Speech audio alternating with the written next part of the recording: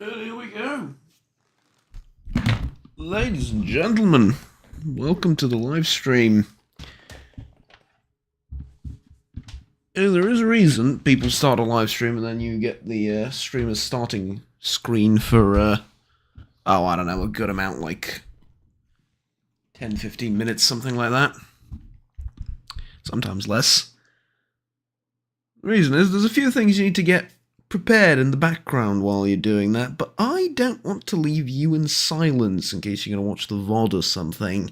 So, instead, I'm going to yap a little bit while I get everything set up. And what I'm doing is just want to make sure that I have everything prepared and that I can check that the video looks fine and so on and so forth. There is also the fact that you need to select the stream in OBS. I apologize if my voice sounds a little bit weird. Then you, I'm not going to say this too loudly, but you then turn on the monetization on the stream. Indicate that it is 18 plus, etc., etc., and there we go. Top chat, no, we want live chat to be visible. Yeah, all of the messages. Why would it ever be anything else? Well, anyways, take a look at participants, that's fine. There is, before we begin streaming, and as you can tell from the title of the stream, we're going to be playing Bannerlord, and we're going to be playing a heavily modded version of Bannerlord. I'm using a number of quality of life improvements. I'm using Dismemberment Plus, which is visually one of the coolest things ever. We'll get into that in time, shall we say, right? It's something that we will get into.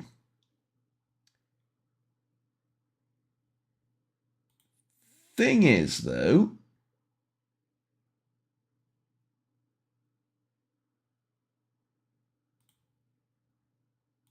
I want to go over to Stream Elements really quickly and not get distracted by social media or anything, so turn all of that off. There is a bot that I supposedly imported, but I don't see this ever. So how about I go over into my own live chat, which I can enter messages from here, right? Yes, I can. Then I go commands. Oh, there is an actual bot. See, I thought it would show up like 8-ball. Do the bot commands work?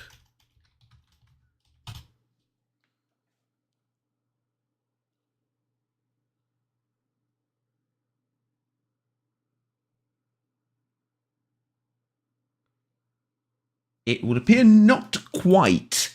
I have that as a command, don't I?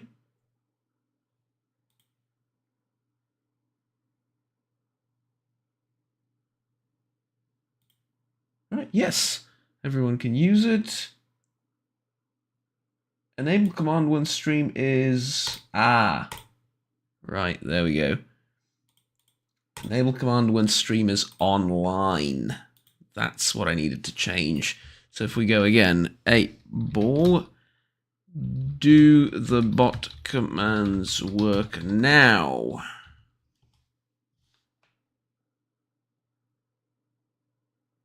The 8-ball says I don't think so. Well, they do, because the 8-ball answered, right? Oh, that's really funny. Thing is, there's a reason I'm doing this. It has like spam protection, it has bot protection, it has, well, not for the chat bots, but it has protection for like, you know, if you get spam messages from bots and bot accounts and so on and so forth. It has some moderation tools. It also has, I think I have uptime as well.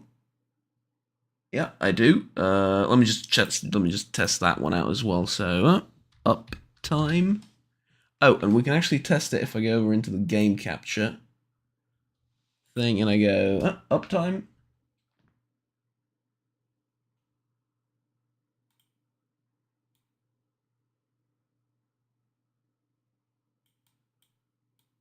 Right. So you see this? This is supposed to be the live chat on the screen that I'm moving around right now. I'm pretty sure I can fix that as well. If only there was a way to change these things without actually being in-game, right? Oh well. Anywho, shouldn't I just move it like this? And then save? Isn't that going to... Test.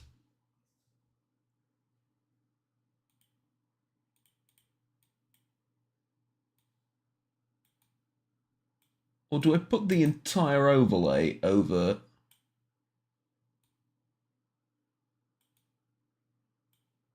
Can't see what I'm doing, but I'll show you in a second. Test.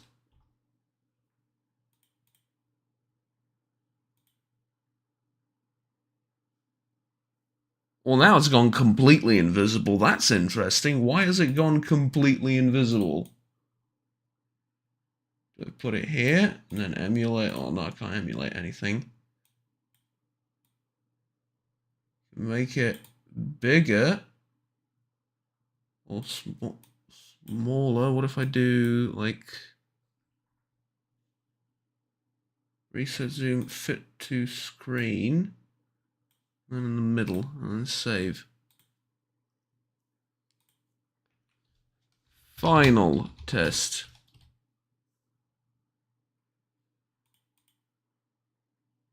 Now it's completely gone. That is interesting.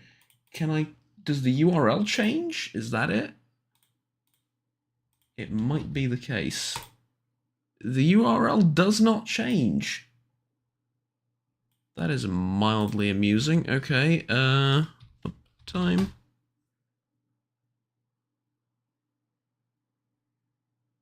And it does not show anything anymore. Well, that is something I'm probably gonna have to delete and then reset at some other point in time on the stream. Or rather off stream. But, who cares about that? For now, let's get into the actual game. I'm just going to wait for OBS to actually get started with the display capture. Come on, thank you. Thank you very much. There we go. Just get that out of the way. And if the chat decides to start working at some point, the idea is, I haven't really, I think, verbalized this yet. The idea is there is supposed to be a chat window in the lower left of the screen that's completely transparent, and all that it shows is the chat messages and the author of said message on the screen itself.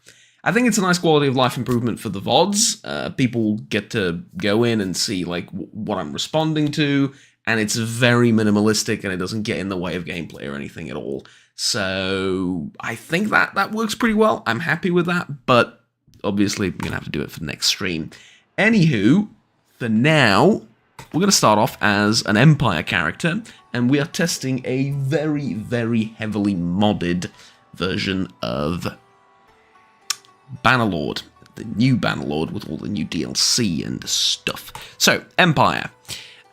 We need to make our character, and we need to make him look like a Roman. Because, well, obviously, right, theme of the channel and everything, but it's not just that. I would like to randomize your face. Wait, hold on, go back. I really like that as far as random faces go. I really do. And then eyes. Reduce the depth a little bit. You know what, face is fine. We're going to go over to hair. This is the Roman hairstyle, right, of the game? Let me just check a few others. No.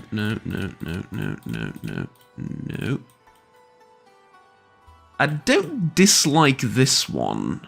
This one's fine. I like this one probably the most for a Roman character. Yeah, he looks very much like a default character. Obviously, no facial hair whatsoever. But yeah, that's okay. Alright, good. Markings, obviously none. And then that's it, the most boring character of all time, but yeah, it is what it is.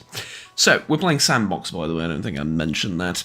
Right. Choose your family. They were urban merchants, freeholders, urban retainers, urban vagabonds, small boat fishermen, Imperial fleet. Well, Imperial fleet sounds cool for the trading. However, I played around with the ships a little bit. I don't think I'm going to be doing that this time around because I want to test some mods more so than the new ship system, which everyone else is testing. So if you're looking for a Bannerlord game purely based on ships, then, well, look literally anywhere else. I don't really see much of a point in doing it, to be brutally honest with you. So, yeah, Landlords, retainers, I don't like. Urban merchants and urban artisans is one of the things that I think I might do. Urban artisans doesn't sound terrible. What about vagabonds? What does that give me? Don't like the bonuses. Foresters is meh. Small boat fishermen, meh. Let's go with urban merchants. They were urban merchants. As a child, you were noted for your leadership skills. Like all village children, you helped out in the fields. You also watched the militia training. Watched the militia training, right? Yeah, watched the militia training.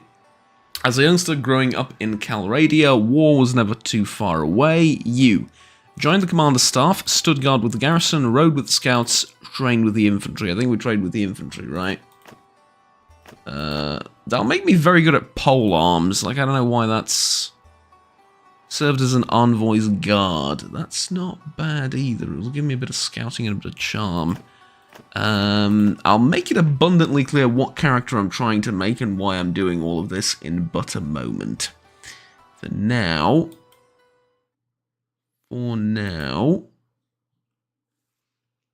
let's go with stood with the... Oh, well, that gives me engineering. No. Join the commander's staff would be good, wouldn't it? But it gives me steward, which I don't... I tend to outsource this because I can. Well, I mean, currently in the game, this is objectively the best thing to do. You don't want to spend any points in this. You want to spend points in everything else except the stuff that you can outsource to companions. Yeah, we trained with the infantry. The one-handed stuff is definitely going to help. Before you set out on a life of adventure, your biggest achievement was you treated people well at a famous escapade, survived a siege, invested money in a workshop, led a caravan. No, this, you defeated an enemy in battle. Right, we're going to start off with a little bit of battle experience. Started off your character adventuring path at the age of... I like how the older you get like a couple of points.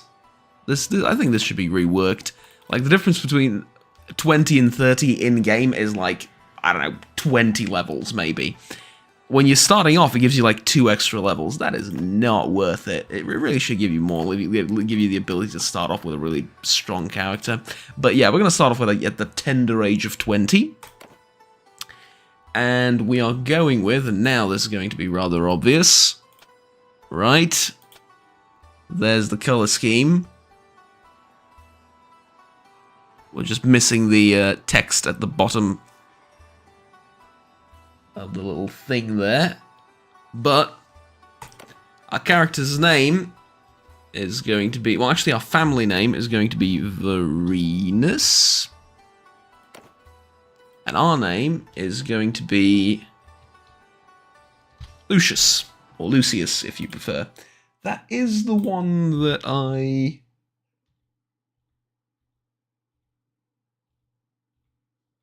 Take both perks, etc, etc. These are the mods I downloaded. Just give me a second to make sure I got the name right. Because the name is a reference. It is, yeah, Lucius. There you go. Lucius Varenus, ladies and gentlemen. Lovely. If any of you have watched the TV show HBO Rome, you will know where this is going and who this person is. If you have not, I highly recommend it. It is one of the greatest shows ever. Now, as far as difficulty is concerned, we're going to go to custom. Friendly troops damage received. Let's go to like 25%. Troop recruitment, this is too grindy. Movement speed. Give ourselves a small buff. Persuasion plus 10 because it's just a game of RNG and I hate it.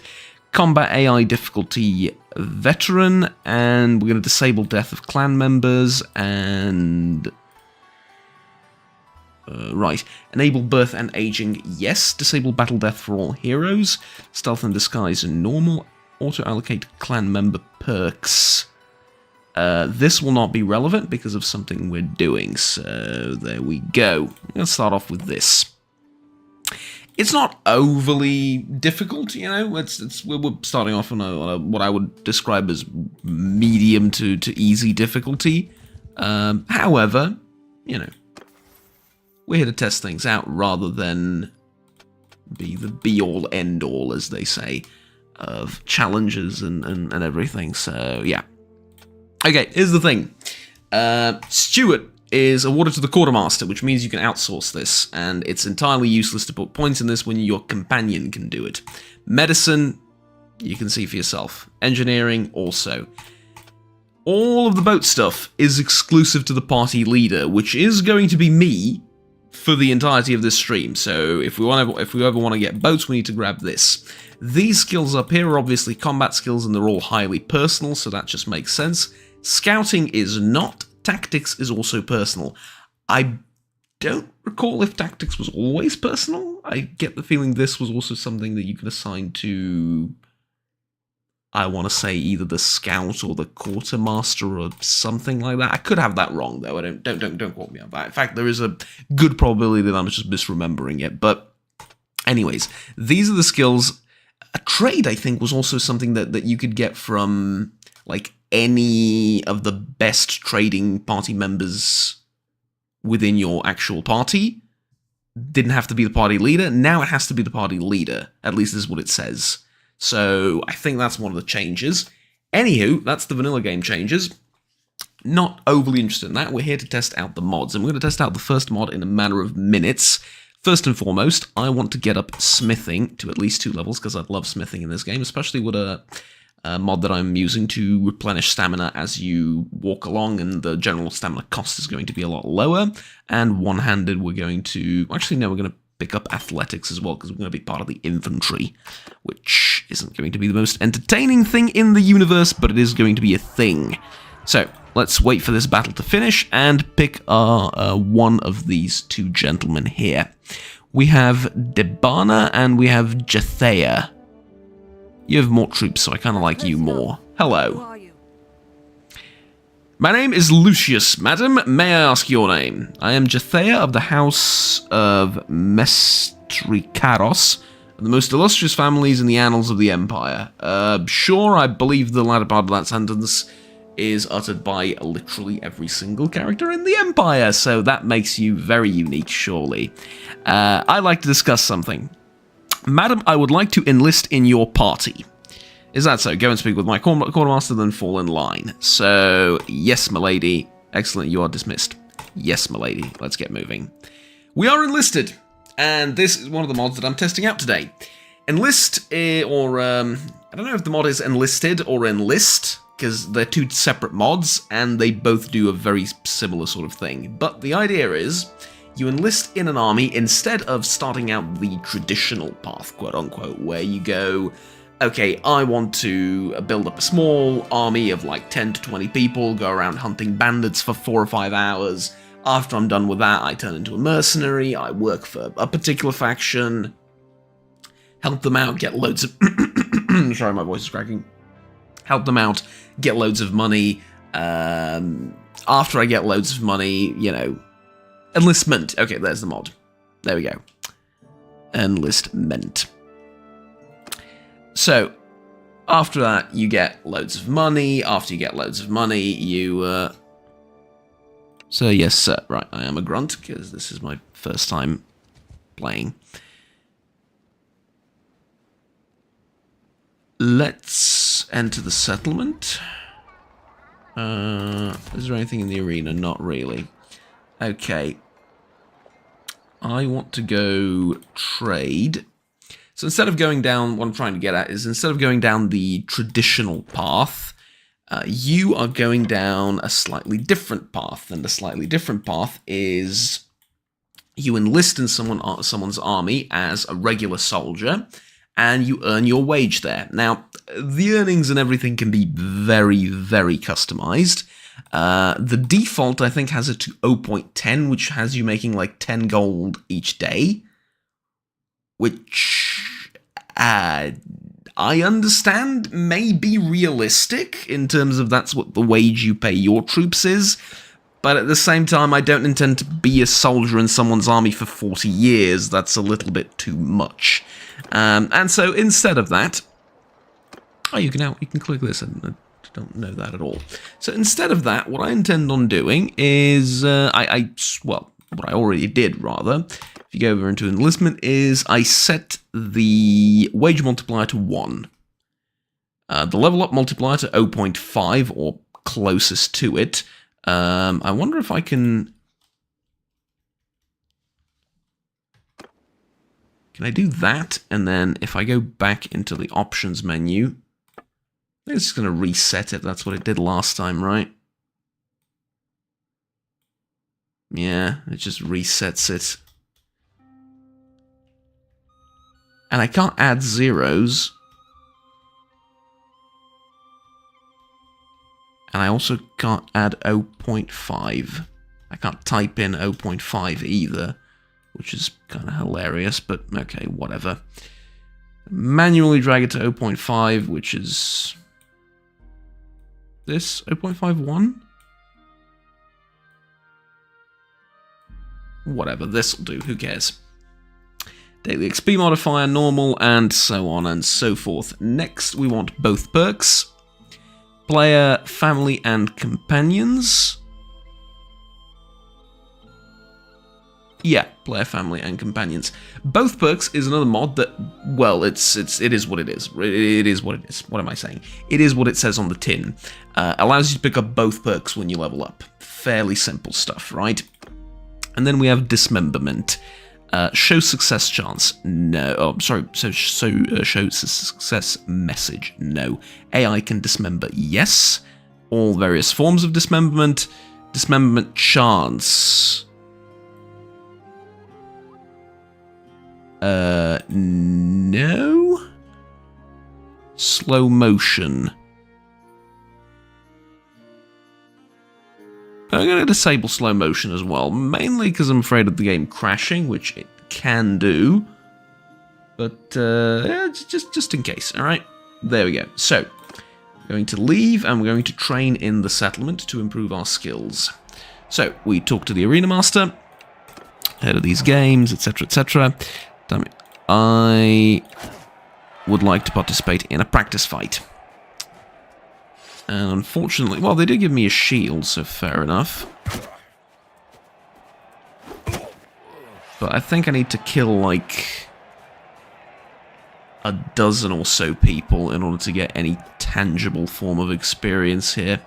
This is the one thing I'm not overly a fan of. Let's go to gameplay. Weapon trail visibility. I think this is cool for YouTube. Personally, I would turn this off, but for YouTube, it shows you where I get hit from and stuff. I think it's all right from that sort of perspective. And then we're going to do this as well. We're going to just increase the distance for the third-person camera as well. In other words, we're increasing the FOV of the third-person camera by a little bit. And you can see in the top right corner how much money we've earned from eliminating opponents. Currently, from eliminating 2 opponents, we get a grand total of nothing. Although I will say this is one of the best looking arenas I have had the pleasure of fighting in thus far. Oh, that was one of the best shots of my life. Unfortunately for me, I have still earned absolutely nothing.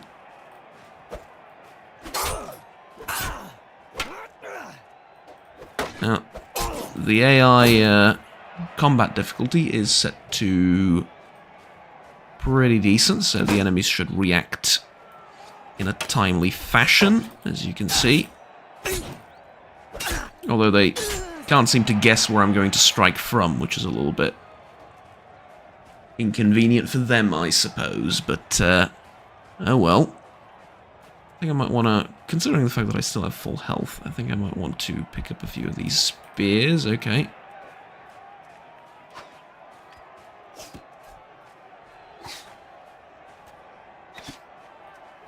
I understand that there is an archer trying to hit me. Oh, did I really?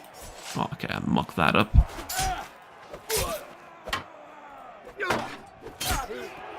Okay.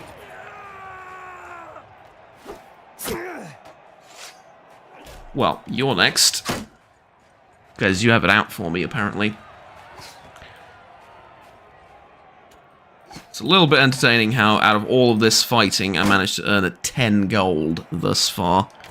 Yeah, arena fights don't really pay. What the frick?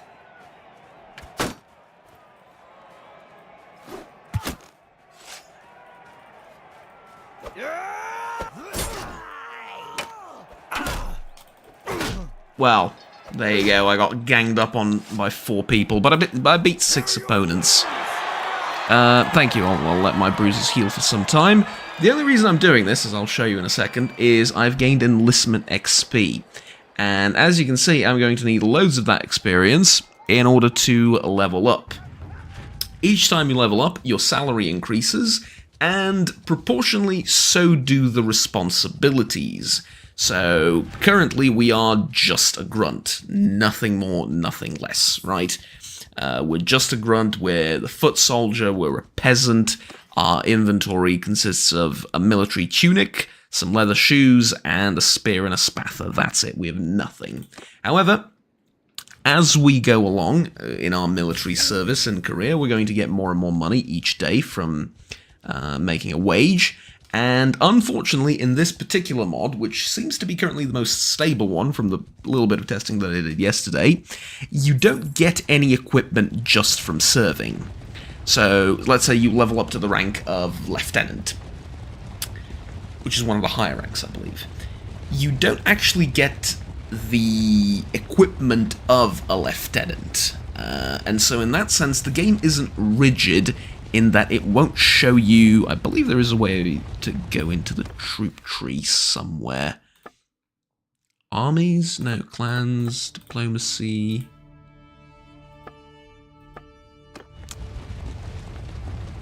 There is a way of doing that, I assure you, I just don't know how.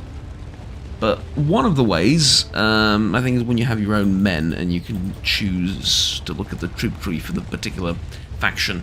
You don't go down the troop tree in the traditional sense, so you don't pick whether you want to be an archer, whether you want to be a legionary, cataphract, or whatever. You don't get to choose any of that. Instead, you get to buy your own equipment, because the wage you're making is fairly generous. And so you go to the trader, and I believe these are...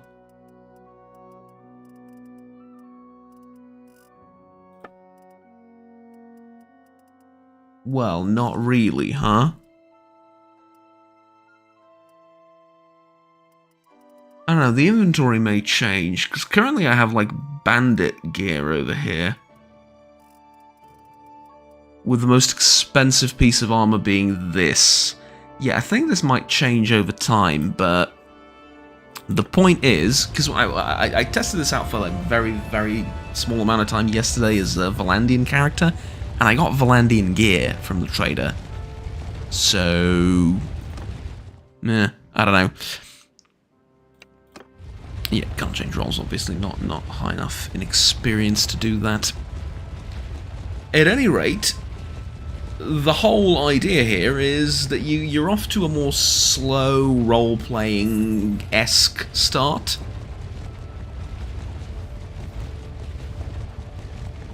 And honestly, I quite like that. I really do. Granted, might not be the most entertaining thing to watch in the universe, but... Alright. What can we do?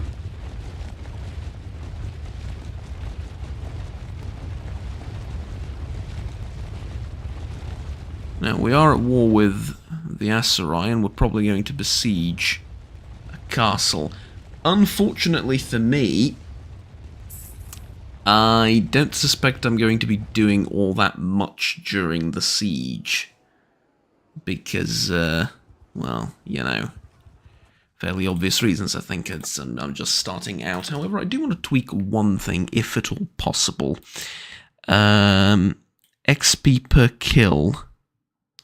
Yeah, this is when simple XP mode is enabled.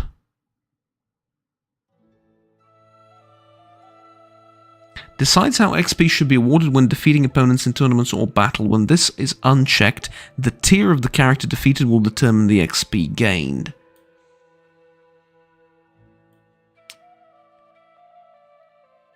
Problem is, though... Problem is, I can't... Like, daily XP modifier. This experience gained each day. This is just from passive training. I want to increase the experience I get from kills. And I guess the best way to do that is to turn this on. Per hero kill, we're going to go, like, 500. Per tier. Oh, no, I'm just stupid, sorry. I'm just stupid. XP per tier.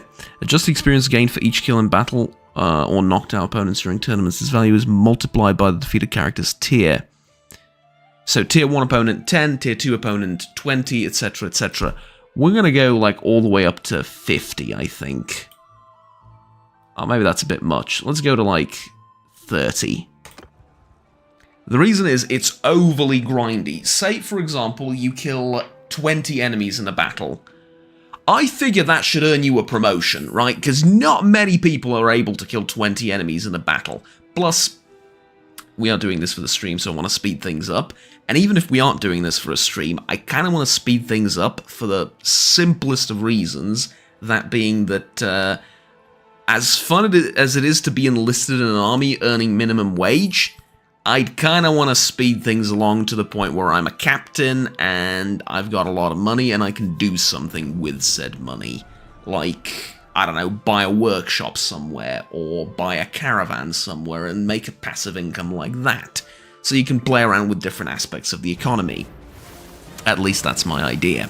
Anywho, here is my woefully under-equipped self with a bunch of elite Empire units, and we're going to storm that castle. Now, as things go in medieval warfare, you get a spear handed to you if you're lucky. If not, you have to make one yourself, and it usually resembles a pitchfork more than a spear. And you go in there and they tell you, right, charge at that wall. You charge, you die, and the warfare's over for you. That's Medieval Warfare 101. Charge at that wall. Okay, let's stay clear of that. Charge at that fortification. You charge, you bang your head against the stone fort and fall over and die, or you drown in the moat surrounding the fort, which is usually filled with human excrement. What can I say? It's not a pretty thing, medieval warfare. Well, warfare in general, I suppose, never is. Although, well, now that I mention it, considering there's nothing to do but wait here until the siege engines do their jobs, there is a kind of beauty in warfare, as horrible as that is going to sound to the algorithm and to YouTube and everything. And what I mean by that is, you take a look at something like what Michelangelo said, I believe. And his words were, all of my statues are already in the marble. I just remove what is unnecessary. And that is the true beauty. That is true art, according to him, right? Was it Michelangelo? Yeah, I think it was Michelangelo. Anyways, there is a beauty in that sort of brutal and gritty sense, in that it removes the distractions, it removes everything that is unnecessary, and its simplicity in its core of you and your club trying to beat the other guy that's also trying to club you to death, or, you know, using various instruments as the ages advance. So there is a primal sort of beauty in it, not to be confused with, you know, aesthetics or anything like that, but there is a simplicity to it, shall we say. And I always like that. Like, it's not that how do I put this? It's not that I'm arguing that warfare is beautiful in any traditional meaning of the word. It's just that sort of explanation of it always appealed to me, and I see the value behind it, rather than this is all just horrible, which it is, but there is, how do I put this? It's part of human nature, right? Like, fighting each other is what humans have been doing since cavemen, and so just simplifying everything to, oh, this is just horrible, and turning the other way, or looking the other way, is a little bit naive, I would say. That, like, there is definitely more to it, because if we all agreed that it's just the worst thing ever, then no war would ever be fought, right? Furthermore, no conflict would ever be fought, in the sense of, you know, neighbors fighting each other or whatever. And so, you know, there is, it's a bit strange to say something like that, but there is, I think, some merit to it at the same time. Now, I did pick up a crossbow. I am god-awful with a crossbow, but guess what? I'm god-awful with everything else as well, because we're level 1. And if we can get a single kill in this siege, we should probably be happy. And I reckon it's probably going to be easier to get a kill with this crossbow than with anything else. They are well fortified up there, look at that. Just their heads peeking out. I reckon I could probably hit that guy from here if I adjust my aim. Okay, you're gonna tell me that didn't hit him?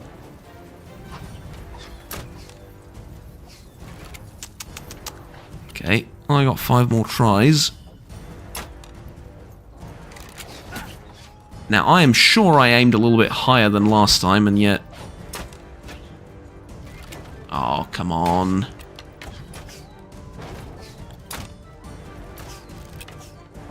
No, too far away. Do I have... Okay, I'm going to drop this. Pick up the bow. I'm going to pick up the arrow. Can I not pick up the bow? Probably not pick up the bow because I don't have the skill to use it.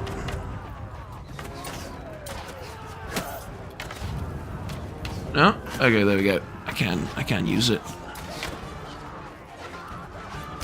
I need the quiver as well.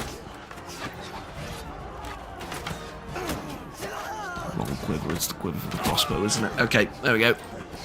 That'll work. Have the siege engines done their work? Because I'm really getting tired of just sitting around and skirmishing. I think we have a battering ram and something else. Oh god, it's a slaughterhouse over here.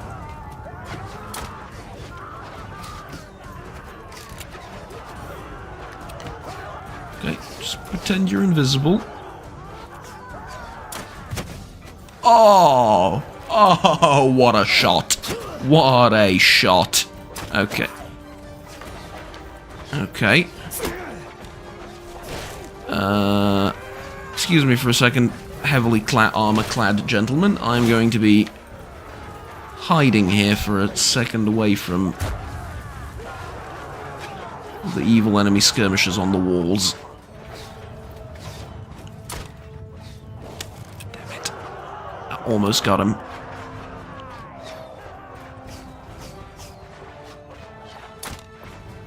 Oh, how did that not hit? Come on.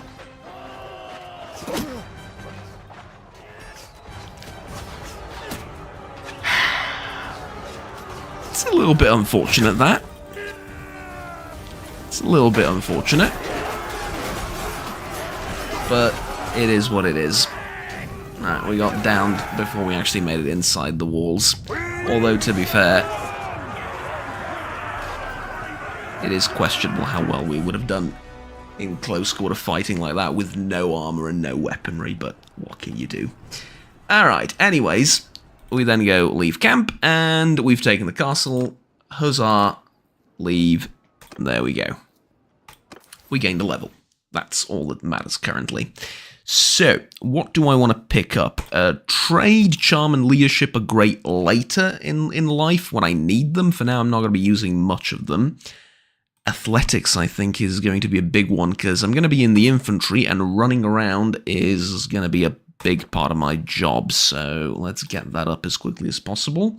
I'm going to focus on one-handed weapon training, because, like I mentioned previously, if it isn't obvious, we're doing a little bit of role-playing as Lucius Marinus from HBO's Rome, and we're going to start off as a lowly foot soldier in the Empire. Later as we go, we're going to work up to the rank of probably captain or something, and once that is done, we're going to maybe start behaving like a mercenary or form our own sort of little army and work for one of the Empire factions. Something along those lines we will see, but for now, let's just move along. I just realized something. There is an excellent bit of flavor in the enlistment mod. Surgeon tent, get treatment. It's not a surgeon tent for everyone else. Right, so the Empire gets surgeons. If you go over to a different faction, it doesn't say surgeon, and I will not tell you what it says for fear of YouTube demonetizing me or deleting this VOD or whatever. But it suffices to say that instead of seeking medical professional help, you are forced to seek attention from ladies of the night in order to lift your spirits and presumably your HP as well. Somehow. Although, from what I've heard, you are prone to somewhat losing HP from such visits. But yeah, regardless, what the hell are we doing as an armed force of 1.5 thousand men roughly currently? We're in the middle of the desert, far away from the closest bordering city, far away from the enemy army, which is supposedly somewhere in this area, hopefully, if they know what they're doing. Why are we sieging the port?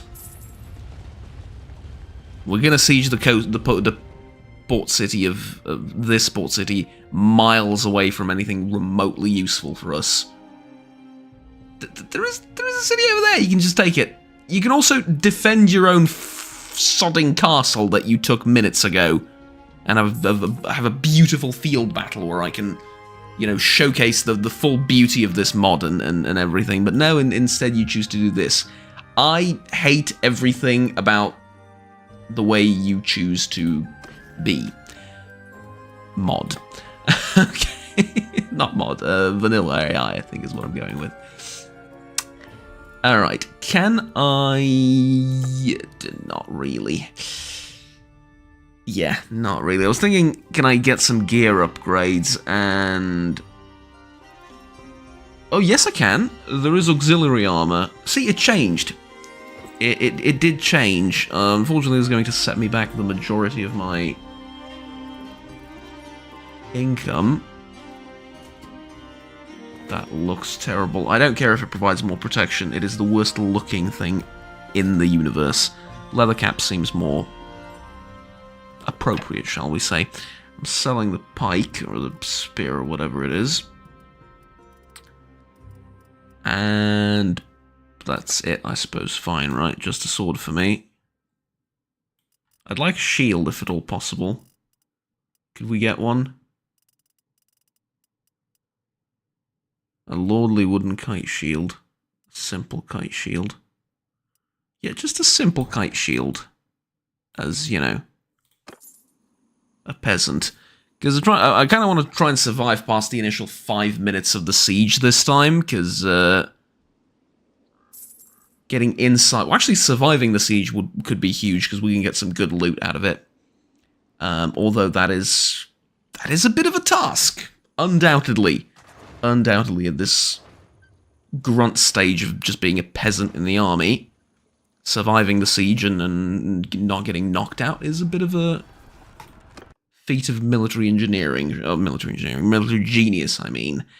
Although, we will see, I suppose. Here we go. Right, I love how you start off next to the generals, despite everything. I think it's hard-coded into the game, but... okay, getting hit at that sort of distance is just impressive. Nothing else. It's just impressive. Let's hide behind these barricades for a second. I don't have any ranged weaponry, and even if I did at this sort of range, it's ludicrous to even assume that I will hit anything. I like that siege tower in the way it's looking. Although, in the newest installments of Bannerlord, siege equipment tends to break a lot more easily, and generally speaking, you see those trebuchets, ballistas, and stuff they have set up on the walls. They use them to hit your siege equipment, and they can destroy it, and they will. And they will also try and hit your troops, obviously, but yeah, I've seen like a number of siege towers collapse from trebuchet fire and so on and so forth.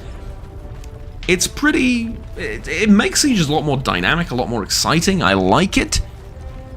From a grand sense, from an immediate sense of being a foot soldier in whatever the hell this... it's just a gambeson, basically. Like, it's just fabric protecting me against enemy spears and arrows. Yeah, from that sense, I'm just going to hide here in the trenches a little bit and possibly move in with the siege tower crew. I mean, this is hilarious. I look woefully underdressed and underprepared for this siege, but what can you do? Level 1 troop, right? We have, like, Imperial... I'm not going to try and pronounce that, but whatever. The two-handed spear troops. We have the guys with the shields, heavy armor and all that, and then you have me in the background being, like, the moral support of the cohort, the joke of the Legion, if you will. Look at me. But everyone has to start somewhere, I suppose, and this is as good a place as any to start.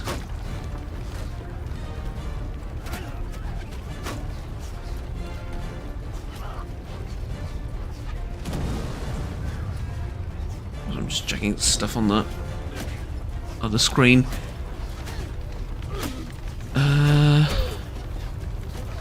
Okay, most of the arrows are going to be coming from the right side, so keep the shields pointed that way. The siege tower's looking healthy.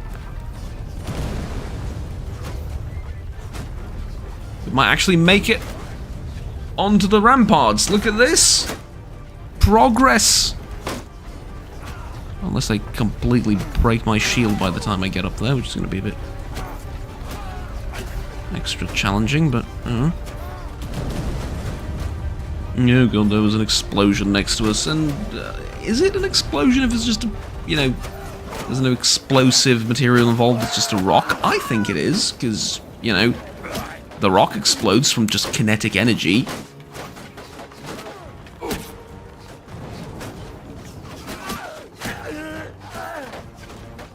Okay, get up the siege thing. Okay. Have to do it like this.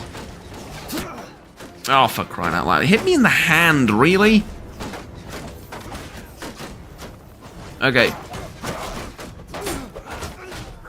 Guys with the best armor go in first. Everyone knows that's the rule, right?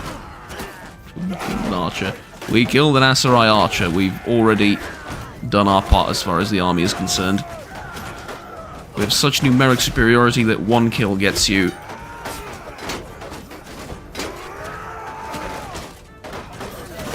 everything you need and more.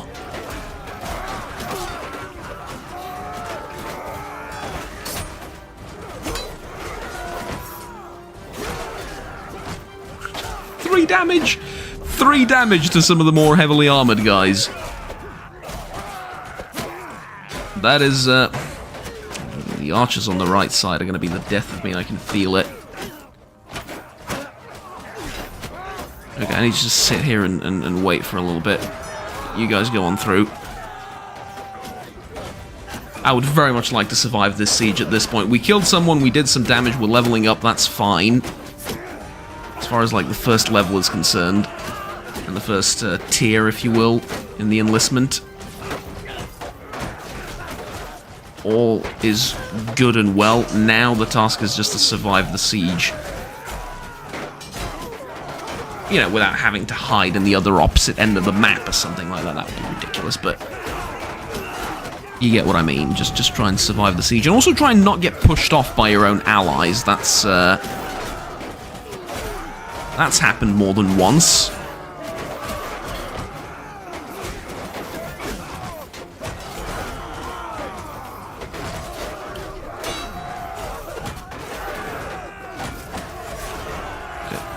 Get out of the way.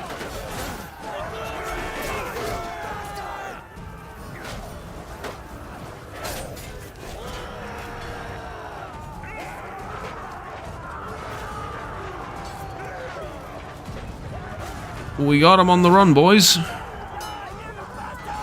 think this is a much better sword than the one I have.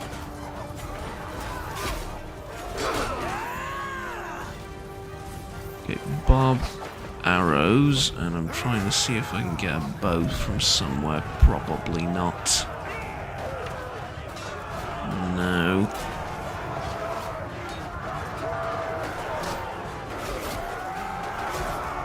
No, this is all going to be melee infantry here.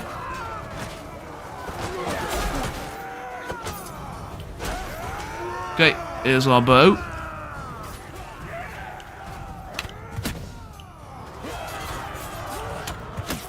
Oh man, I'm doing no damage to them.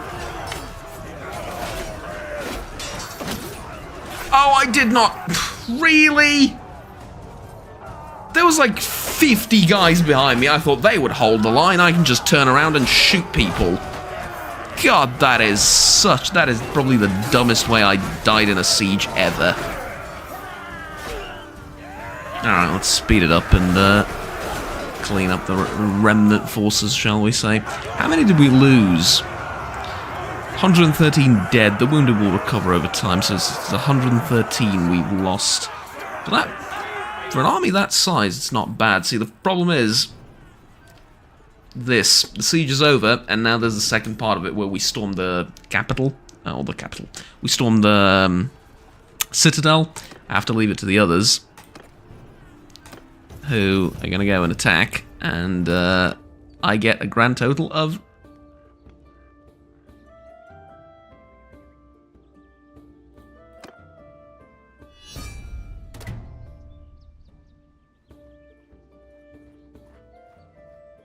What?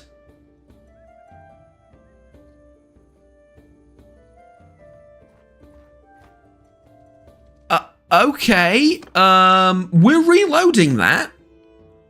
No, we are... Day 19. No, sorry, we are definitely reloading that. Because that is not what is supposed to happen. We had an army of 1.5 thousand men.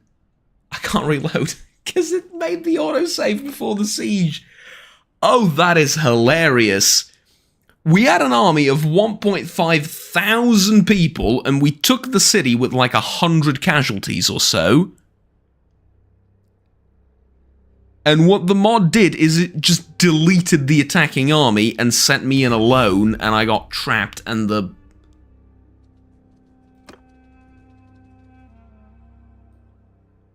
the army's now just gone. The army's just...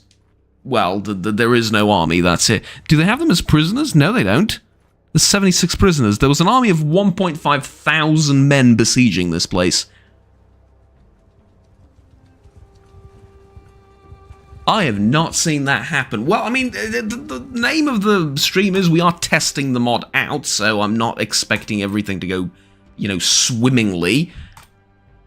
Makes sense that there will be some difficulties, bugs, and so on and so forth. I accept that, but Holy hell, man. I mean, look at this.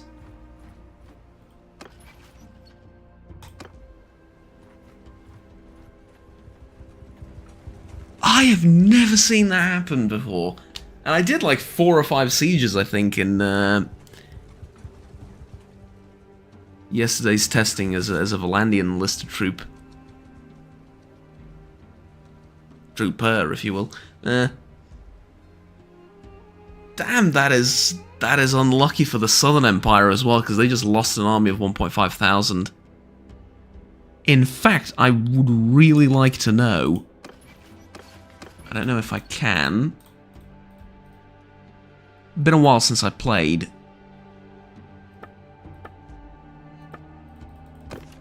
Yeah, there is. Okay, so you go home. Heroes. Oros. Has been taken prisoner by the Aserai summer 1084. Summer 21. Yeah, that sounds about right. So the entire army of the Southern Empire just got captured here due to a bug. That is kind of hilarious, not gonna lie. It's also kind of horrible, but, you know, more on that later. Oh, well, I mean, what else is there to do except wait in the dungeons of the city and try and, I don't know, beg for my release slowly, although I'm supposed to be healing, right? Maybe? A little bit? Who knew spending time in the dungeon is not conducive to you healing yourself? That's, somewhat unfortunate, that. Alright, well, we're just gonna wait in captivity. After painful days of being dragged about in your prison, you find a chance to escape from your captors, and that's exactly what we do. Okay. Well, we now need to avoid the looters and the Aserai like the plague, because, both are now after me. And just by the by, you're not supposed to be hostile with a faction that you went to war with as a soldier the moment you get captured, because when you get captured, your enlistment is supposed to be terminated. You can join back up if you want, and you pick up where you left off in the sense of experience, but you need to sign another contract for another year, right? Of course, the only problem therein is that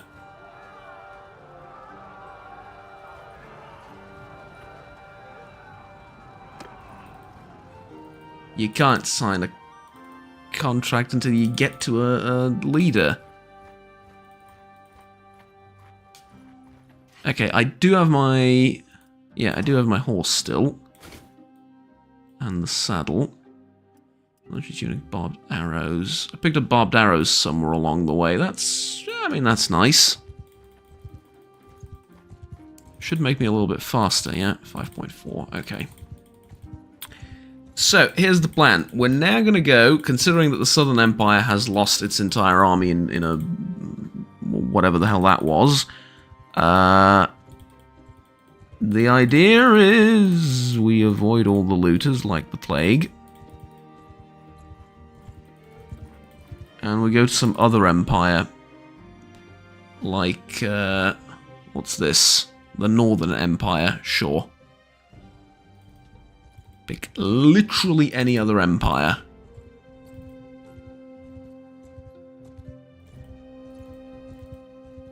Could go in here and sell some of the stuff, right? The barbed arrows, yeah. And the tunic. 137 gold. It's 1 day's worth of military wages for me, so, you know, everything is fine and well. Not.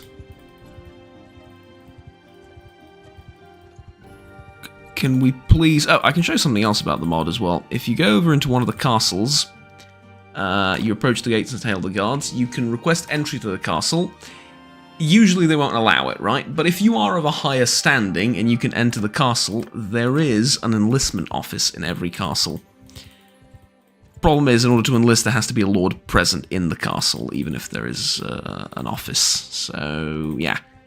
But it is a thing. I think I've taken the wrong turn ever so slightly. Or maybe not, we will see. Oh, for crying out loud, I didn't even see how many of them are there? 7. Alright, we can try. I am on horseback.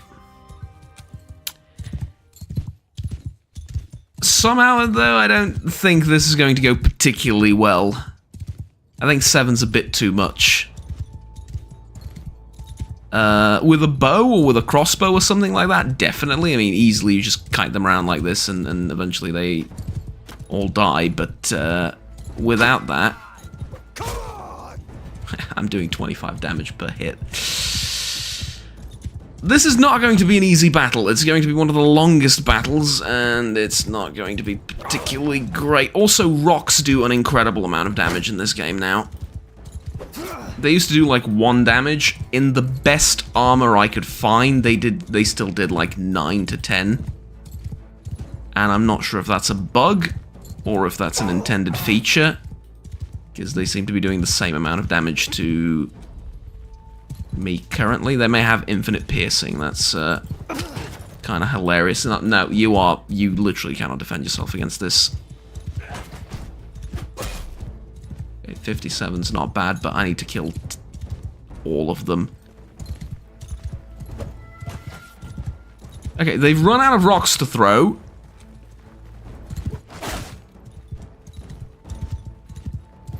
Oh, for Christ's sake. I don't know why I'm even trying. I'm gonna get stabbed by a random pitchfork I didn't see coming, and that'll be the end of me. Yep, there you go. Just a pitchfork from behind and...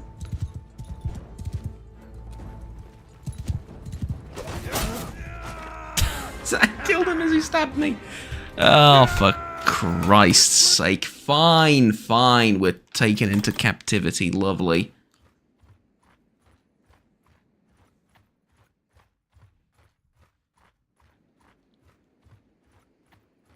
I'm gonna go, because this is gonna take a while, I'm gonna go and grab a cup of water for myself, and we'll continue once I've... Oh, never mind. We've escaped captivity. Watch as they track me down again.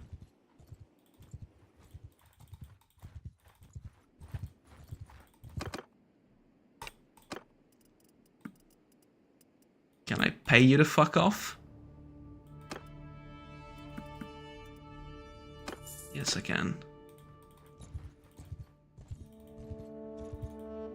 Probably should have done that with the previous ones as well. But who cares? Okay, can we please find any lord belonging to the Empire? Any single one will do. Oh, hello. Unless that's a patrol. No, that is Legion of the Betrayed. You can't join them, those are mercenary factions. I think it's technically allowed, but it will cause crashes, and it does not work very well. Has to be a proper landed lord. Is there anyone in the town?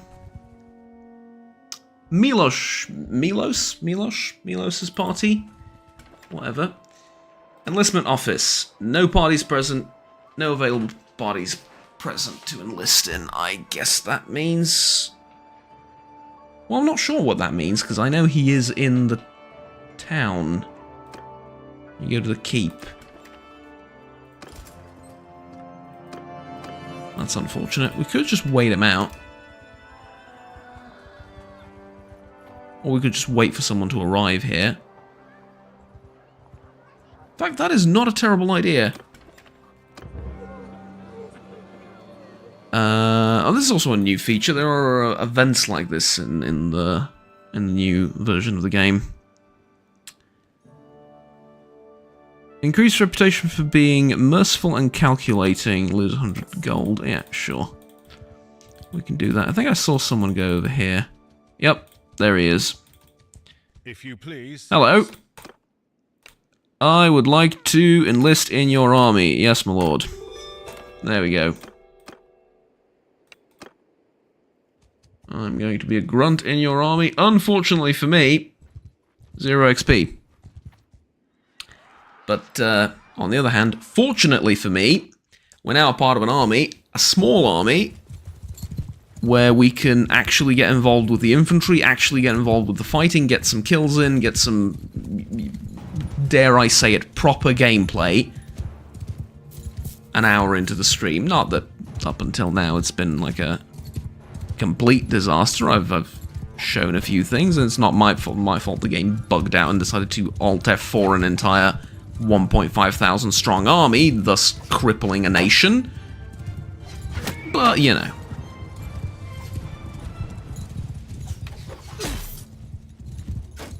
God, the swinging is hilariously slow. Look at this.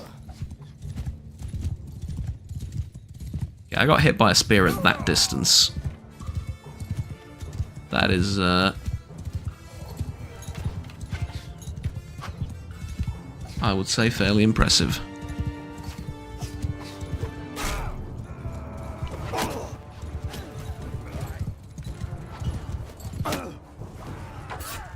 Nope.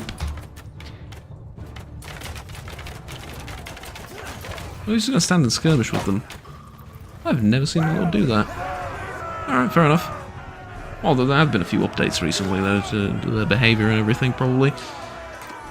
Haven't seen the change logs, but I'm assuming that's it. Okay, we're going to focus on one-handed training.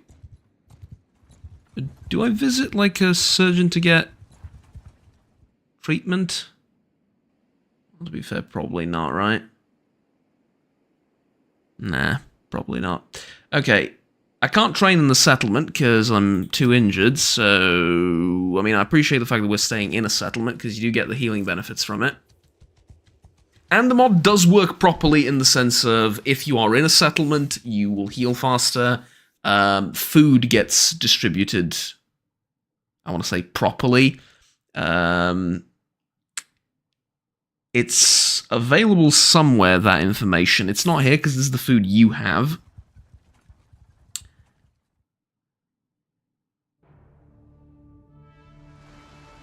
But somewhere in your party, yeah, food left for 24 days, so it's properly simulated and everything, so yeah.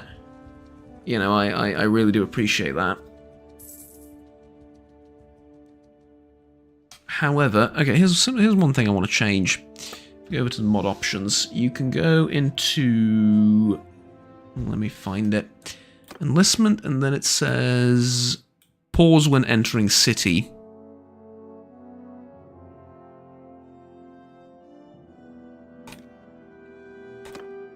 There we go. Let's not pause while entering cities, because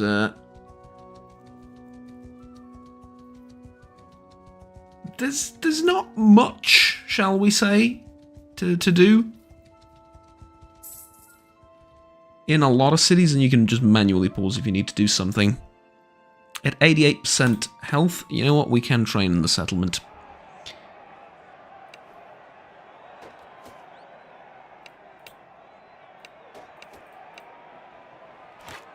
Oh, they gave me a spear.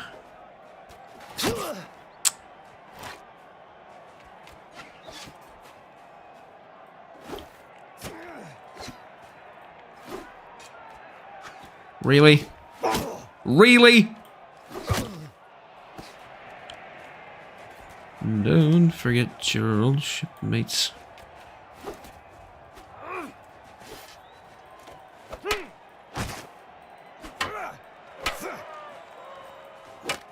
Spears are such useful weapons, are they not?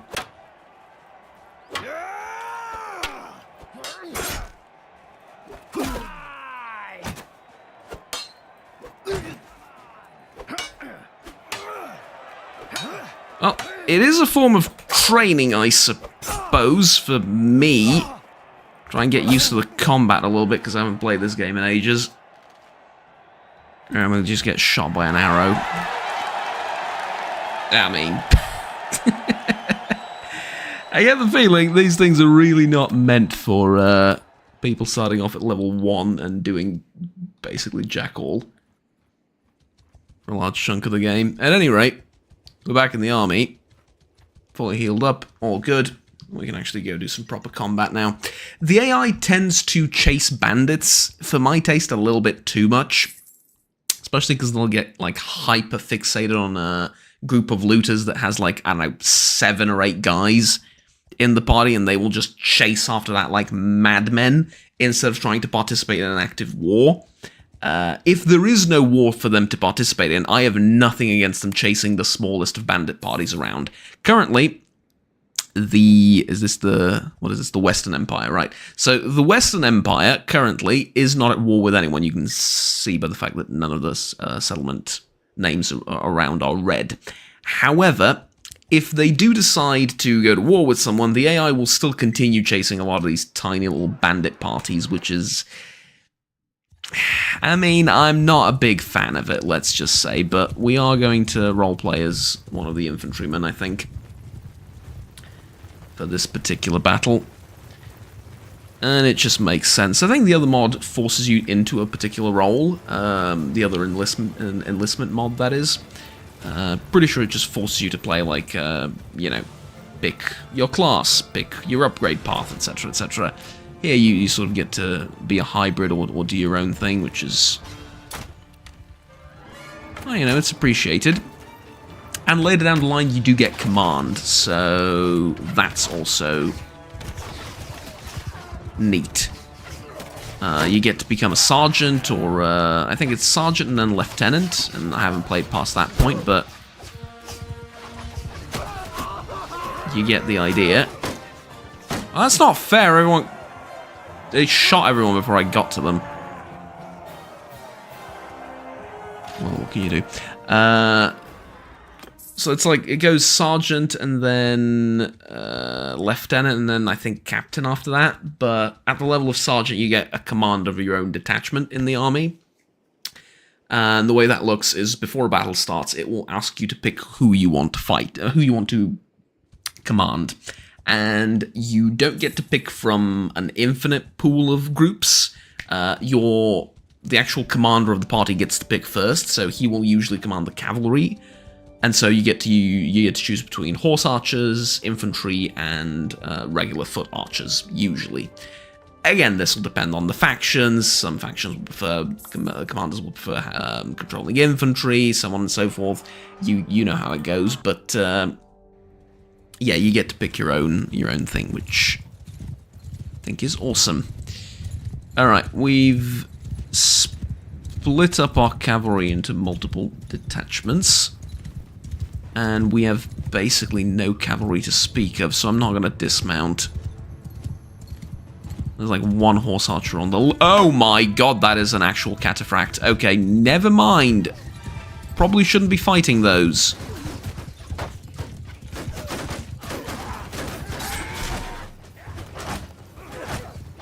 You know what's a good sign you shouldn't fight someone? You swing as hard as you can and you do 2 damage to him. Good sign something is going wrong with the battle.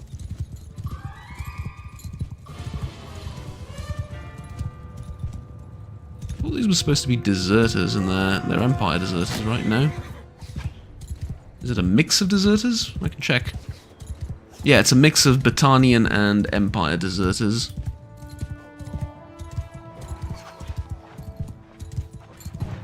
Alright, let's not get ourselves killed. Let's try and survive one battle for once. That would be neat. Join the infantry and try and survive at least one fight.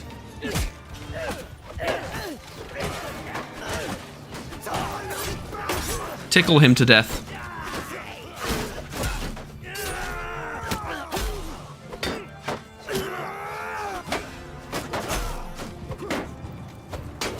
Help!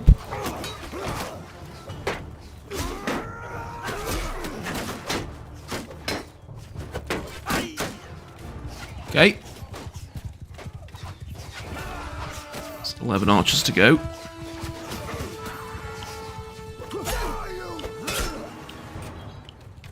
Okay.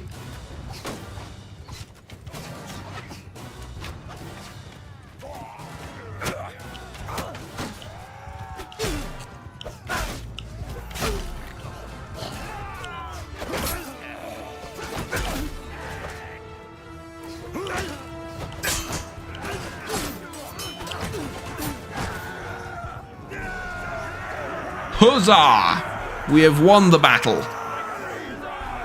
Okay, there's our first semi-successful fight. Honestly, not too bad. How many did I get? I ended up getting, what, 2?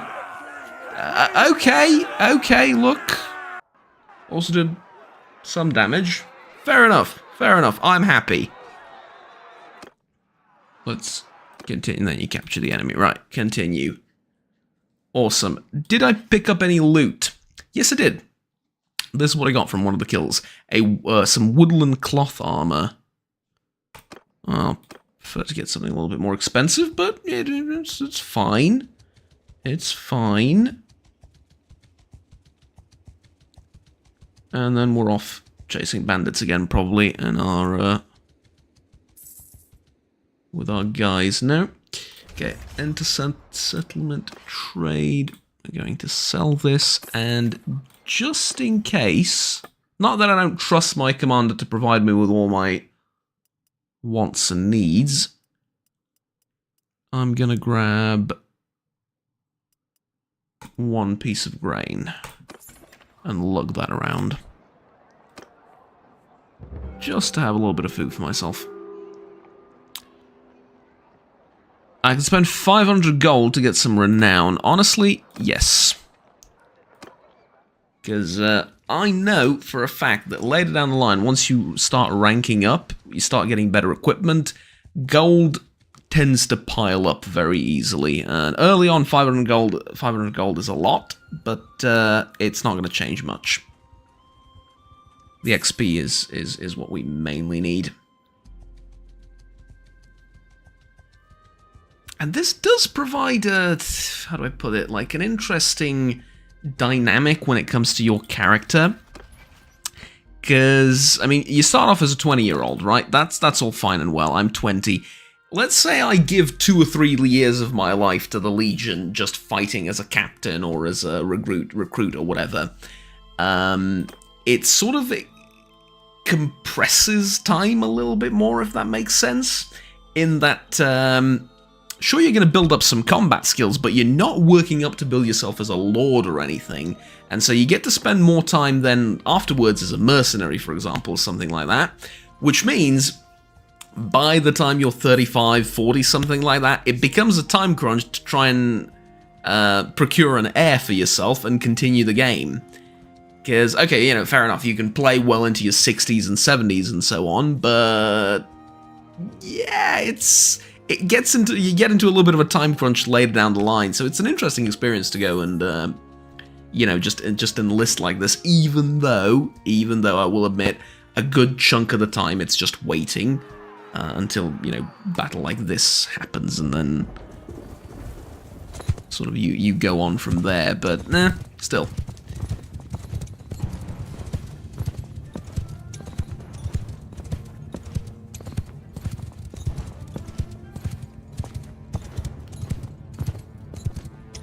I do believe I have the world's slowest horse, just in case anyone's wondering. I'm gonna park him over here. And hopefully try and pick a fight with like 1 or 2 of these. Nope, that's the entire enemy army coming after me. They are coming one at a time.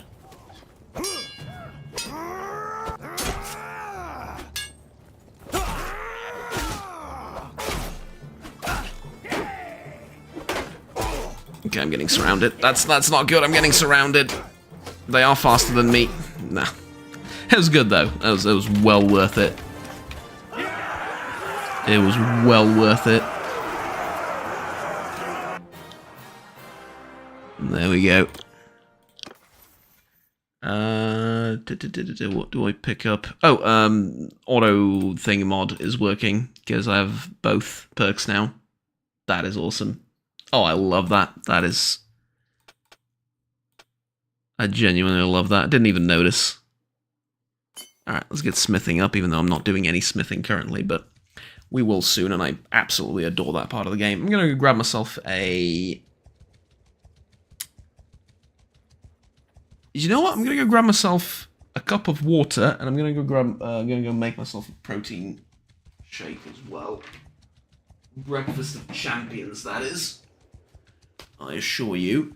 And we're not really going to be missing out on too much, because I suspect that this searching for enemy parties is going to continue for a while. Meanwhile, we are making a decent way. Well, we're making minimum wage and some experience, so fair is fair, I suppose.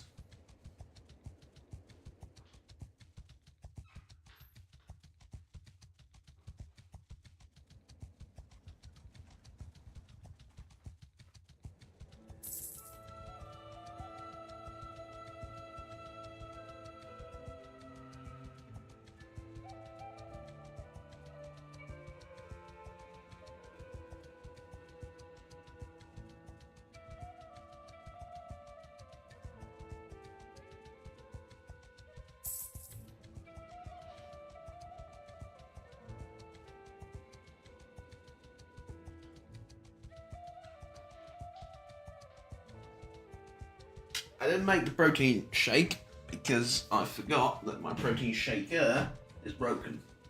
It's leaking all over the place as you start using it. And so, the aforementioned breakfast of champions must wait.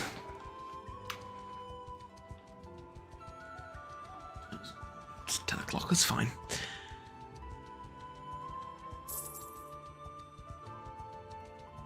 Have we still not found anything useful to do, really?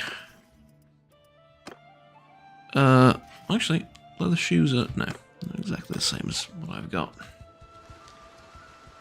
Well, I have made a chunk of experience passively, so... there is that, although I would prefer at least a couple of battles. Let's go visit the trader. See if his stuff has improved. There is a cataphract lance I can... well, I can't buy it, but... and there is a gladius, which is worse in every way, shape and form than the spather I have, except for cutting damage. Can't help the feeling that this is supposed to be the other way around, but okay, maybe this is just a really good spather and I'm underestimating it. Whatever. Let's get... tell you what, let's get 1, 2, 3, 4, 5 wooden hammers. And let's get...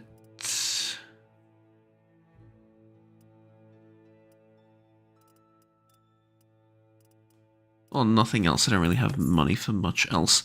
This is just a castle. I'm going to have to wait until we get to a town. And I want to do some smithing there. Unfortunately for me, my lord seems hell-bent on staying inside the castle for some reason. Alright, there we go. Oh man, I haven't had breakfast yet. I've been up for like 3 hours. I am absolutely starving.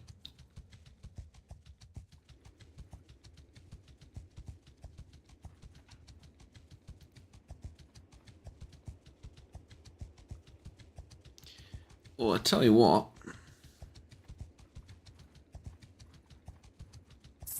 I could order something since I'm streaming. Which will be officially the first stream that I've lost money on, right? Because, well, I mean, you have to eat anyway, but you know what I mean? In some strange way. Oh no, I can't order anything because it's Sunday.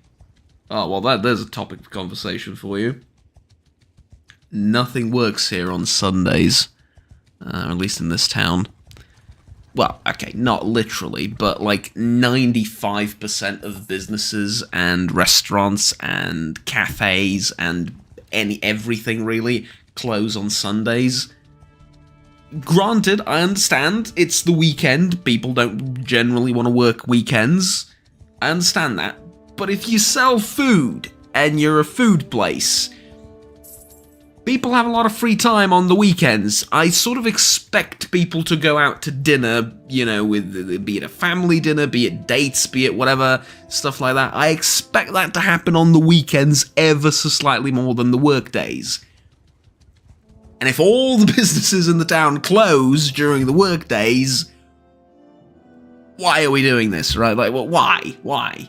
At any rate, at attention, Lucius, so you aren't dead yet. Well, by some divine miracle, no. And that means I have to promote you. You're getting a pay raise. Make sure to invest in some better gear. Go to work corporal now, as you were. Thank you very much. We have now 3 times the amount of gold that we were making previously. And that is not insignificant, I want to say. Not insignificant at all.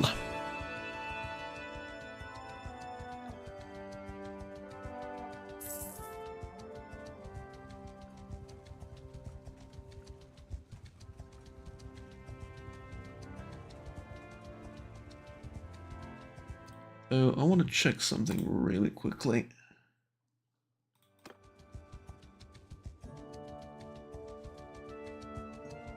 I haven't set up any, I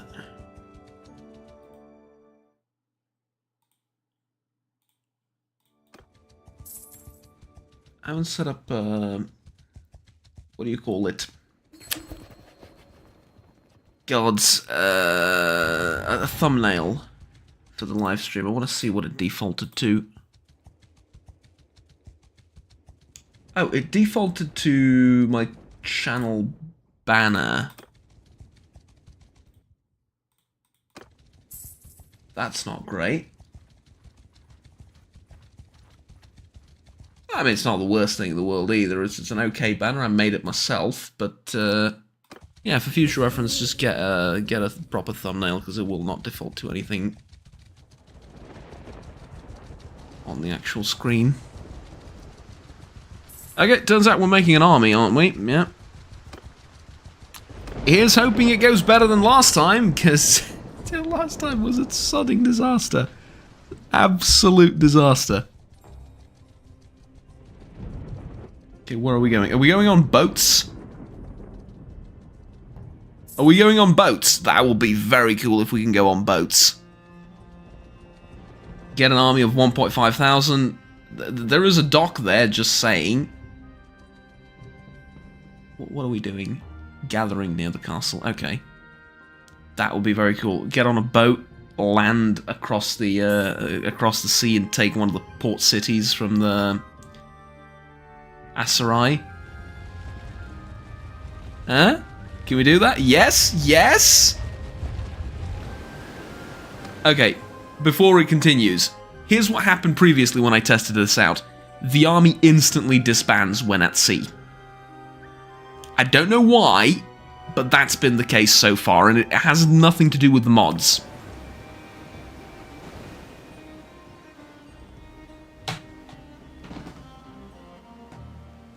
Lo and behold. Bannerlord, ladies and gentlemen. The game in development for 5 million years, and yet stuff like this still happens. And guess what? Now he's going to gather the army again.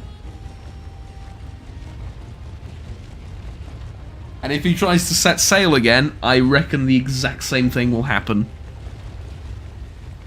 Yeah, traveling to Kuyaz to besiege. There you go. He's going to make it like 10 feet into the water and gone.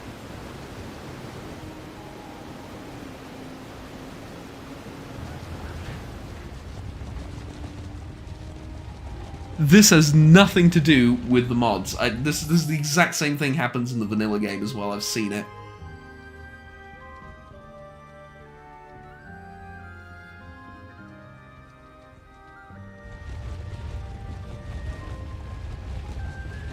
That is genuinely horrible. That is genuinely horrible. And he's just going to try it. Essentially, 2,000 men are just going to be stuck going from here to there now for the rest of... well, for the rest of the war, more or less, until he probably... it costs influence to gather armies, doesn't it? And I believe that is simulated in the game to some extent, so he will probably eventually run out of influence. Or someone else is going to call an army and they're going to have a different idea about what to do. Probably go and siege something else. Somewhere else, hopefully.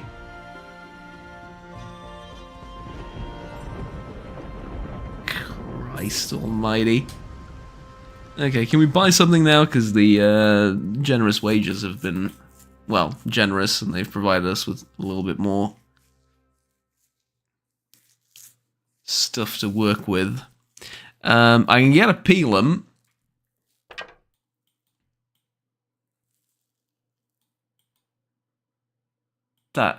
That's a Pelum?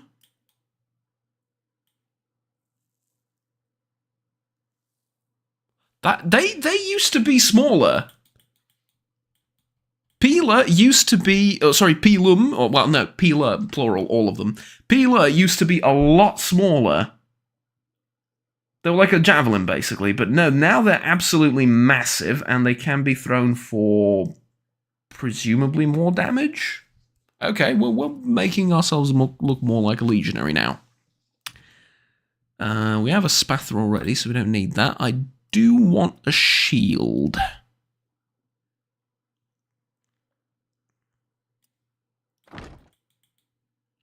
That'll do. That'll do as far as shields go. And then armor, probably can't afford much. But stuff down here in the 2000s I could. I can get some good boots. Well, good. Plate boots, yeah, they're not bad. Hey, you know what? They say it's one of the most important pieces of gear that a soldier can own, is a pair of good boots. So, you know what? Absolutely. Absolutely. I'm going to take the... Well, I'm not going to take the horse off, because I could just dismount in combat if need be. But most of the time I will just fight with the infantry, I think. Yeah, that's good. Alright, there goes most of my wages earned over the past year or so. Buying myself better gear, but... Eh. On the other hand, with this enlistment mod, you do get to keep the gear. So... Okay, have we gathered a large enough army now? Traveling to Sargot to besiege. Thank Christ. Okay.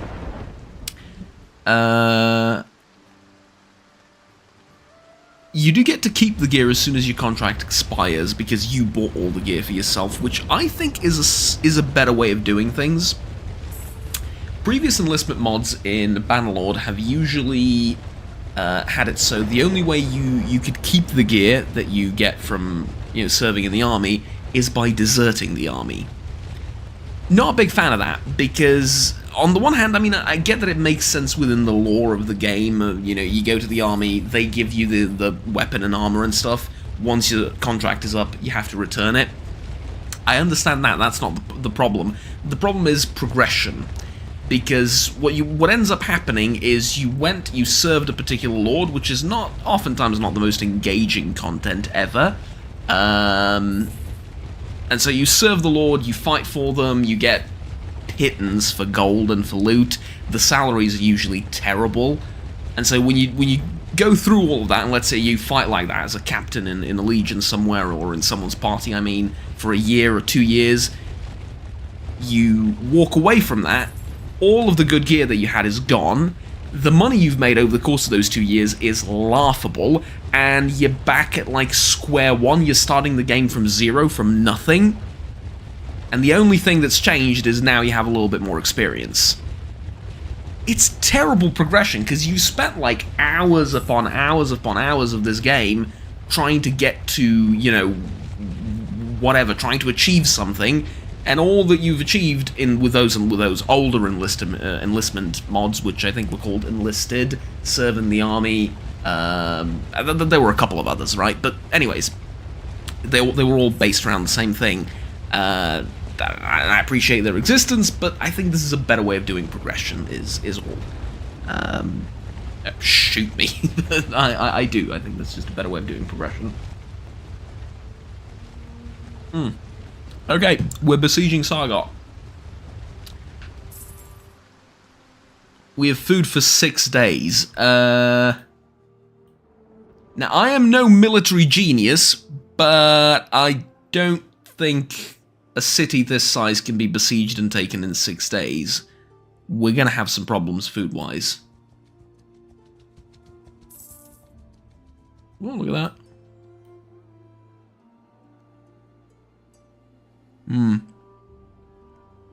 Okay, tell you what, I am absolutely starving. I'm gonna go grab some soup, because I now have some soup in the kitchen. And in the meantime, we're just gonna besiege the city, and all of that is fine and well. I'll be back in a second.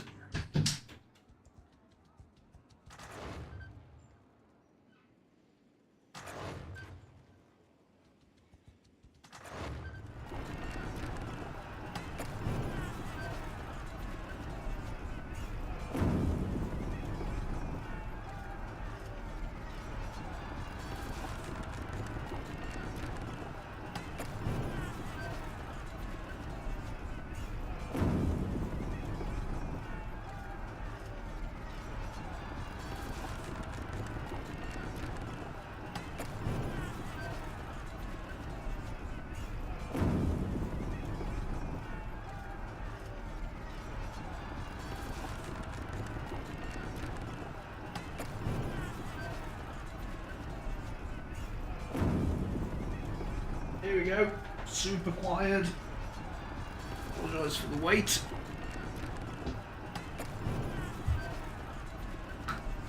Alright, so. 2 arms men, what do we have? A garrison of 700 soldiers. Okay, well, it's doable.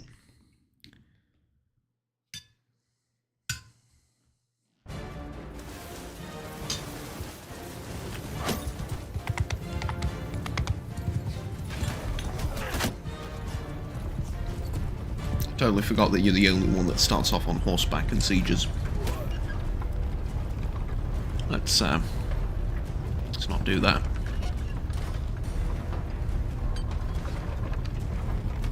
Alright, here we go.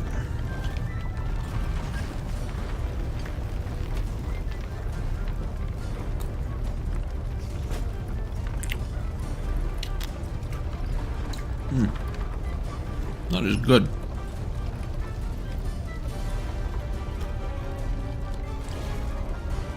That is very good.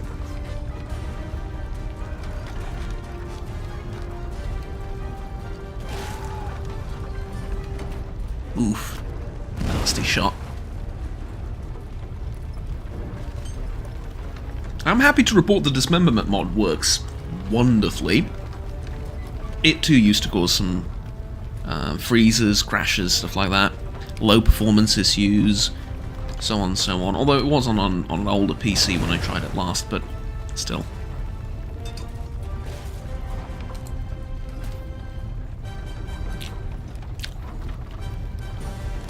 I hope you don't mind me eating like this. I'm going to try and keep it as quiet as I can.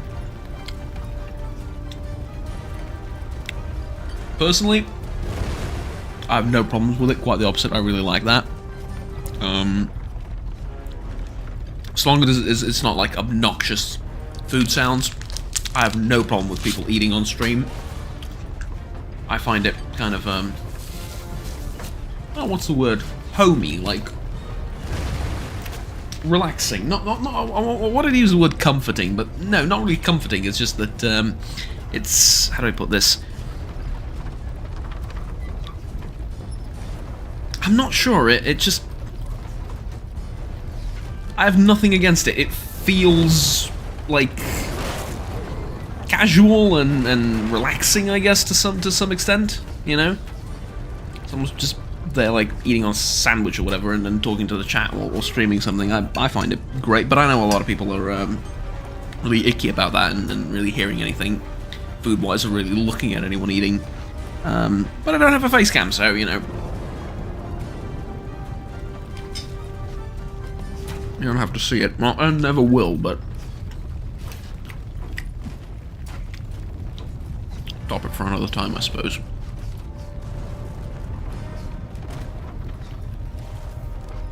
Yeah, these Pila were way smaller back in the day. They were a javelin, you can throw like 3 or 4 of them, that's it.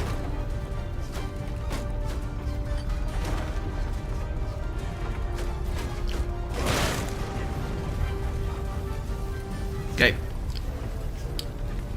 Tsunami Sailor, hello. Hello, and how is it going, sir?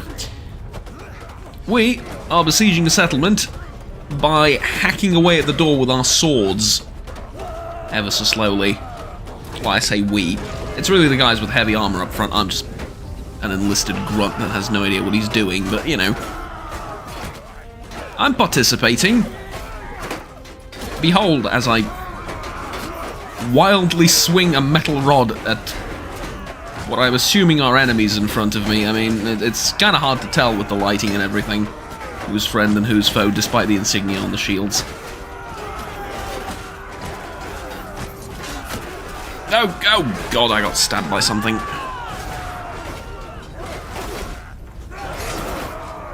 Okay, gotta be careful here, because I'm not going to be able to do any damage, and more importantly, I'm not going to be able to get any kills through the main gate. The battle has to sort of open up from this claustrophobic, confined space. After it does, we can swing around and, like, outflank some enemies and stuff like that. Just push forward! Push forwards in a... That away! Go that away! No?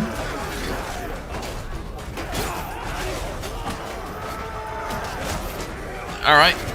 Yes! Yeah, okay, I've killed a Valandian sergeant. Does that mean I get the rank of sergeant for the next battle? Please? Oh god. Oh god. I would really like to survive this siege. Because I have a... Famous last words! I don't even know what killed me. I wish I did. Because I feel like I was far enough away to not get hit by anything. Oh, damn it.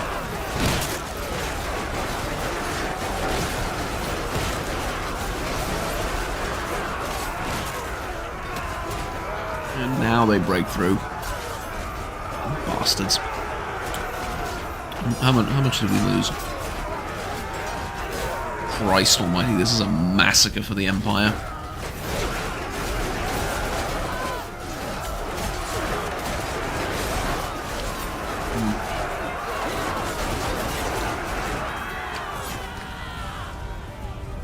Alright, there we go.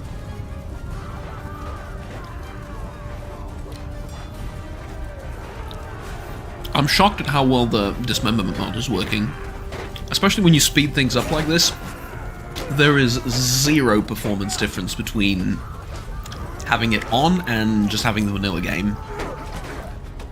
And it's supposed to be the most performance-intensive mod that I have in the loadout. I'm shocked at how well it works. Alright, there we go. We won the battle. I was useful as ever. Although I did kill a sergeant, so... You know... Overall, not that bad. Thing is, though, we have a little bit of money, and I can do my favourite activity in the game. Well, maybe not favourite activity in the game, we're one of the... Never mind. No, I can't, because they don't have a single piece of hardwood in the entire settlement. One of the biggest cities of the Valandian Empire. Kingdom, and not a single solitary piece of hardwood. Shameful is what it is. Shameful. Although, it does remind me, one thing that's maybe a little bit, oh, I don't know.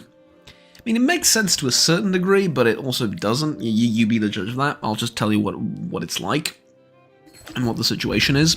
While you're enlisted in someone's army with the enlisted mod, sorry for the voice.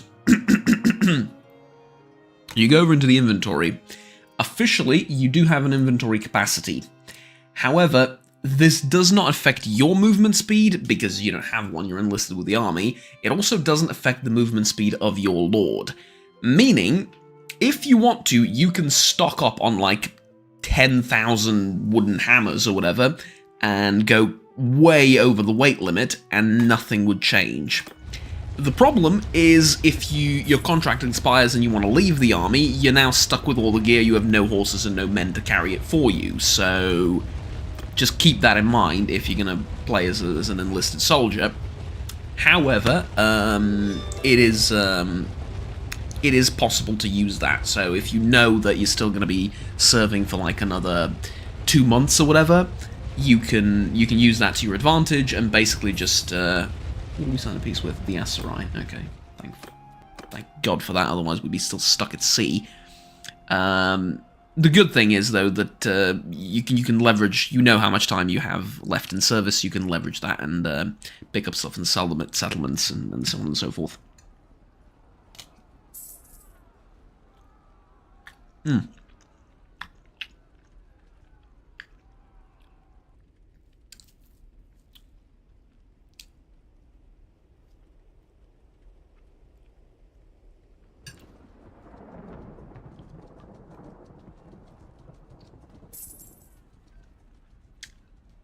I hope we get a field battle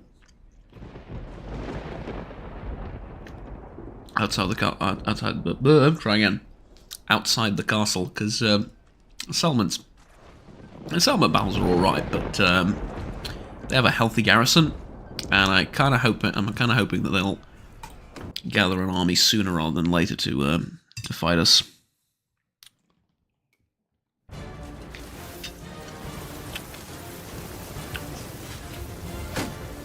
Alright. Off we go again. Once more onto the breachmen.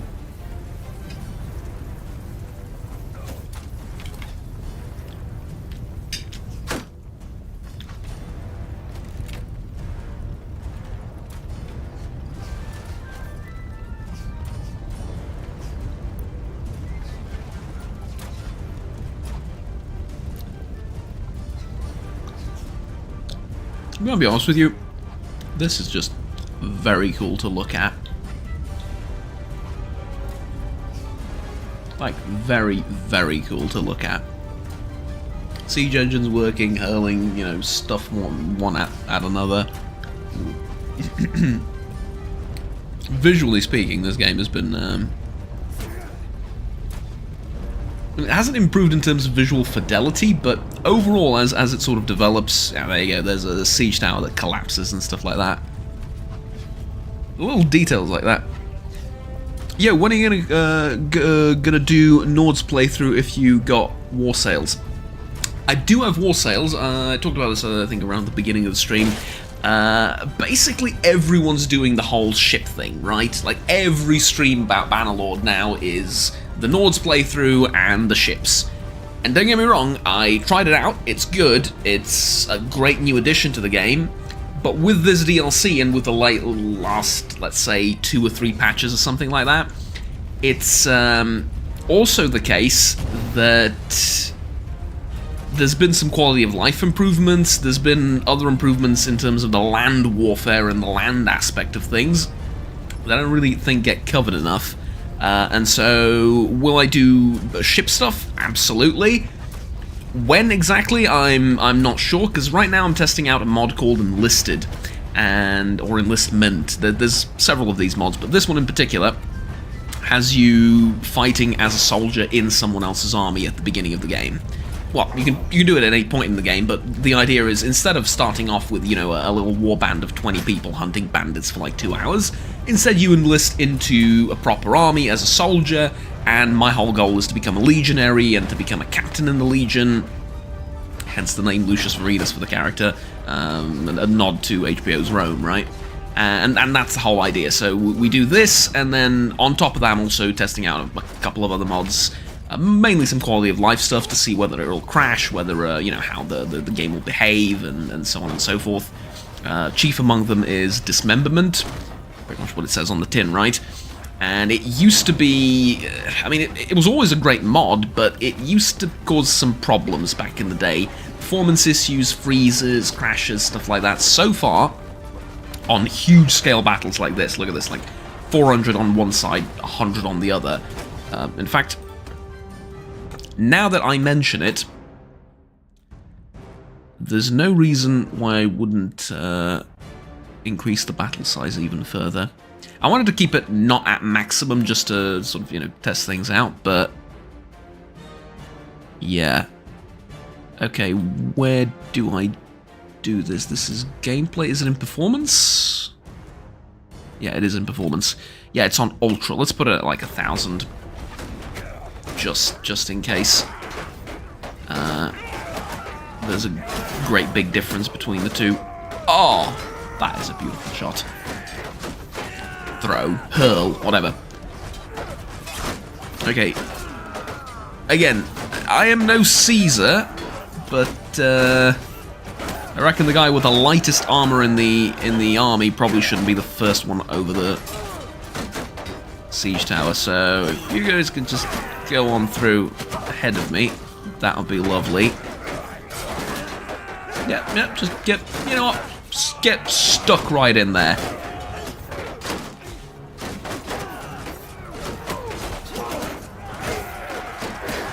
Now, there's the people fall. Okay, it was funny when others were falling off the side. I don't want to be one of them. Oh god.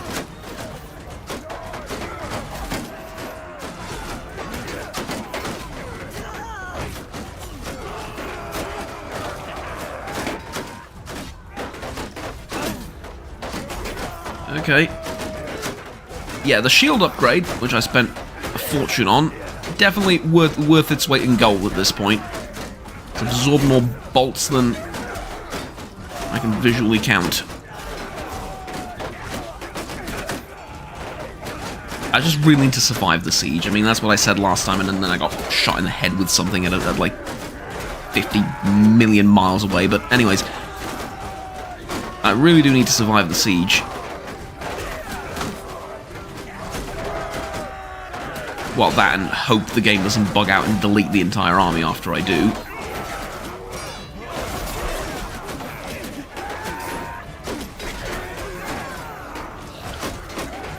Alright, let me through. Let me through. I've changed my mind. I want to go through now. Thank you. Jumping just pushes you further back. Okay, here we go. Out of my way. Out of my way.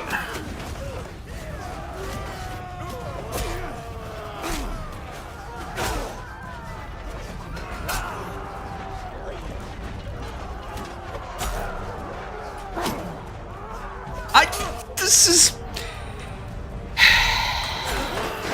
interesting.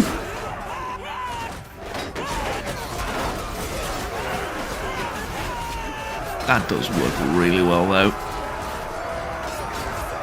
Like, dismemberment is enabled for every single unit in this game.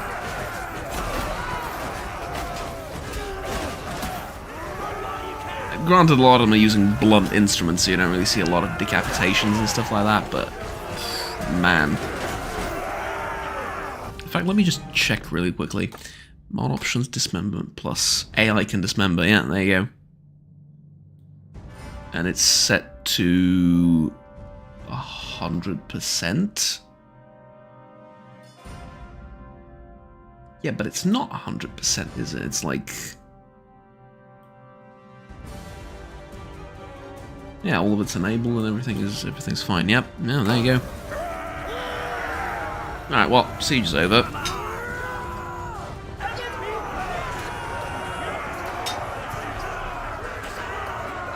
I was as useful as ever. I did get one kill, but hey, I'm just a grunt in the army, what do you expect? Okay, I could pay for treatment, but that would be a bit expensive at this point still. So now let's just wait it out. Besides, we are in a settlement. I do get healing bonuses from that.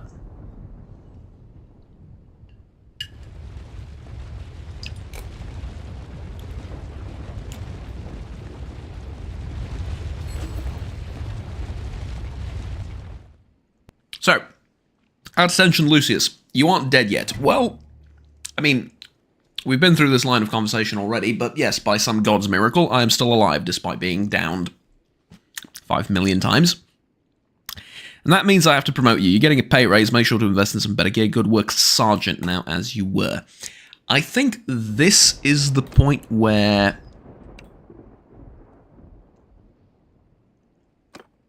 Is it not?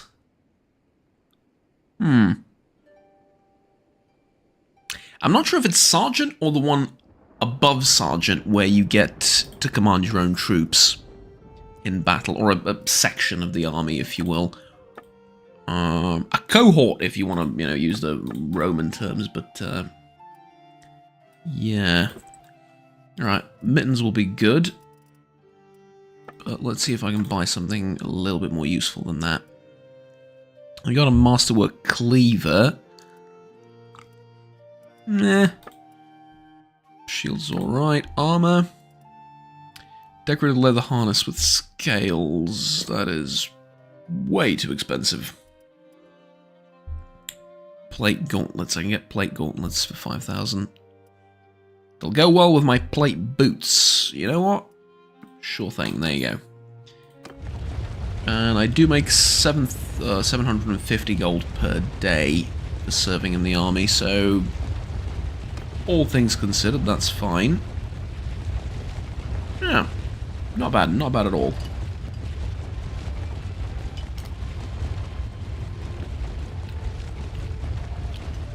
There is, I mean, it's sort of an elephant in the room, right? But there is a lot of downtime when playing as the enlisted thing. Although, I mean, if you think about it, if you really think about it, it's just a little bit less interactive, but it's almost the same amount of downtime, and I'll try and explain that and then make my point a little bit more thoroughly and cohesively. Here's the thing, right? They have no garrison. Oh no, it's 200, right?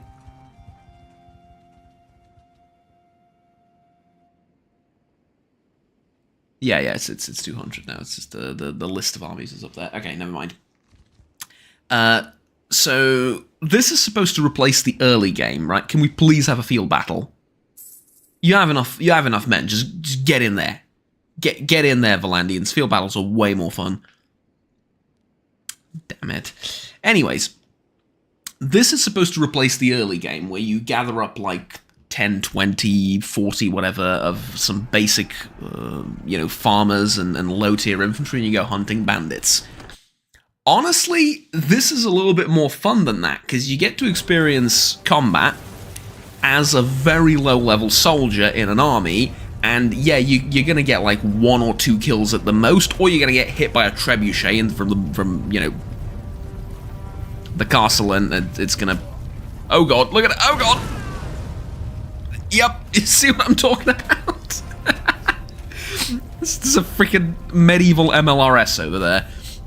And you get to experience it from like a different perspective of being so vulnerable and being so weak and underpowered and stuff. So it's kind of a new experience and an alternative way to start the game, I would say. And it's good, because I find value in the early game. I mean, I haven't played this game for like, I want to say like 2-3 years, maybe, something like that, 2.5 years. And I remember that getting to like the middle game was a very different experience than going from the middle game later, because when you get to the middle game, you start recruiting the better troops, and you start quote-unquote properly playing the game, right, with a big party, and you start running your own economy, you start fighting other lords, and you expect me to believe that this shot somehow made it past all the wooden... Oh my god. Anyways, yeah, normally the early game at the start is just very repetitive and it needs work.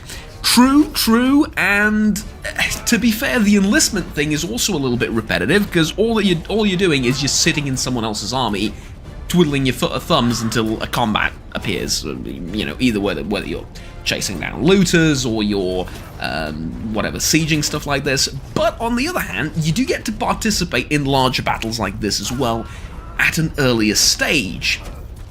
And it's a matter of taste. Obviously, some people are really going to hate not being able to control your own character and move and, chase after your own looters and stuff. But let's say you play the game on normal difficulty without any buffs to your player speed or whatever. You spend like a good 4 or 5 days chasing a group of 7 bandits with your 20 peasant strong army. You fight them, and then you go to the next group of bandits, and then you go and sell all their loot at the local town, and then you do that all over again. It's not the most engaging gameplay anyway, right? And so what I'm trying to get at is the whole enlistment thing, while not perfect, and while, yes, it has its own downtime, and you twiddling your thumbs and not doing much, and etc., etc., at the same time, if you sort of close one eye and look at it from a slightly different perspective, it's pretty good, right? Because it gives you an alternative start, it gives you something else to do, and it's a goldmine for roleplay, right? If you want to play a loyal captain or something in the Empire or whatever, and then you get disappointed with how they wage war, which I certainly am at this point. You can switch sides, you can desert, you can turn into a bandit, whatever. You can sort of make your own story like that. It gives you that opportunity. Plus, it's a nice stepping stone. If you sort of endure the first, I want to say, how long have we been streaming for? Like 2 hours, right? If you endure the first, I want to say 3 hours, 3.5 hours, depending on how lucky or unlucky you get, the wages stack up pretty high. So you get a lot of money at the higher ranks of like lieutenant, captain, and so on and so forth.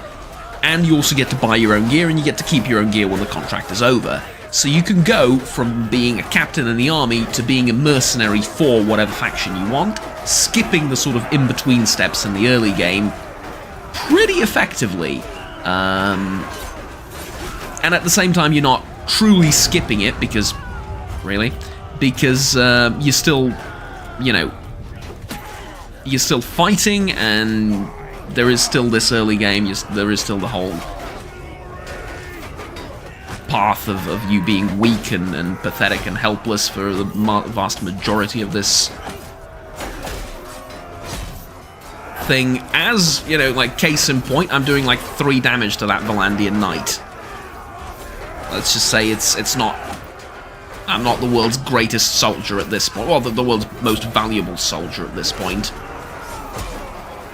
But if you get lucky, you get into a position like this, and you get a lot of kills.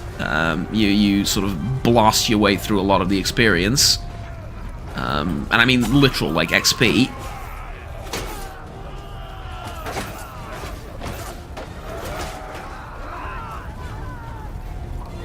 It's worth it. Definitely worth it. Right, kill him. See if I can get one more, that'll be grand. I don't think there's anyone upstairs, right? No. Alright, there we go. I want to pick up the peeler, maybe throw it at someone if there's anyone left alive, but I get the feeling we're done here with the conga line of troops heading up towards the Citadel. Yeah, there's like one guy left. Well, at any rate, we did survive the siege, which I think means bonus loot.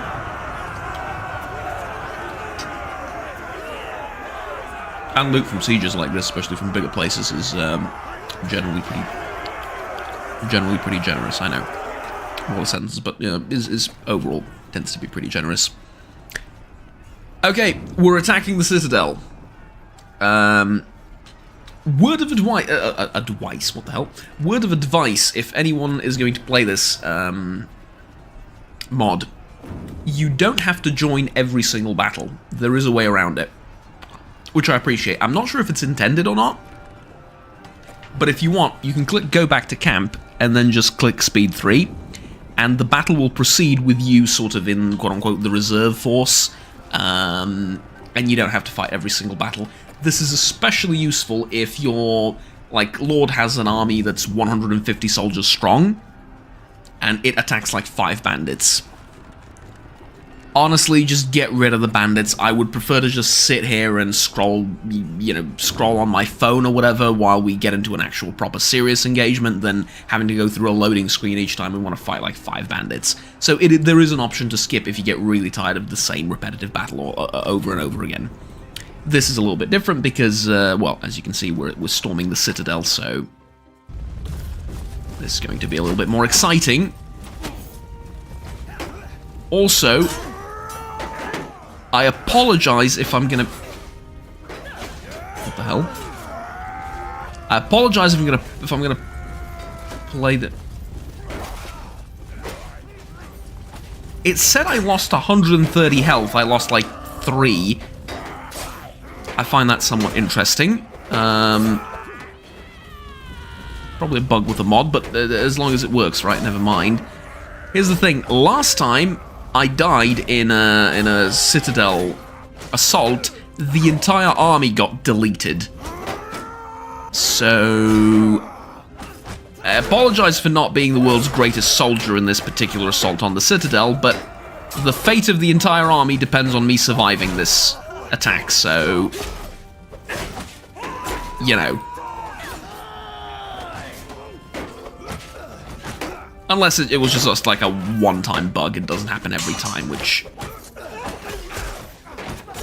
I mean, I don't know either way, so, yeah. To be honest, it looks fair, might give it a shot, but also about the enlistment. Does it force to enlist into an army, or is it optional? Oh, no, it's entirely optional. It's entirely optional. You have to go and talk to a lord that you want to enlist, so you can pick whoever you want. You can pick the faction lord, the faction ruler, you can pick some of the smaller lords. Obviously, benefits of smaller lords, you're probably going to chase bandits a little bit more often and engage in smaller fights. If you go to the faction leader, chances are you're going to get more larger fights, sieges, being parts of armies, etc., etc. You can choose whatever faction you want, and the enlistment period is 1 year. That is 1 year in game, which is...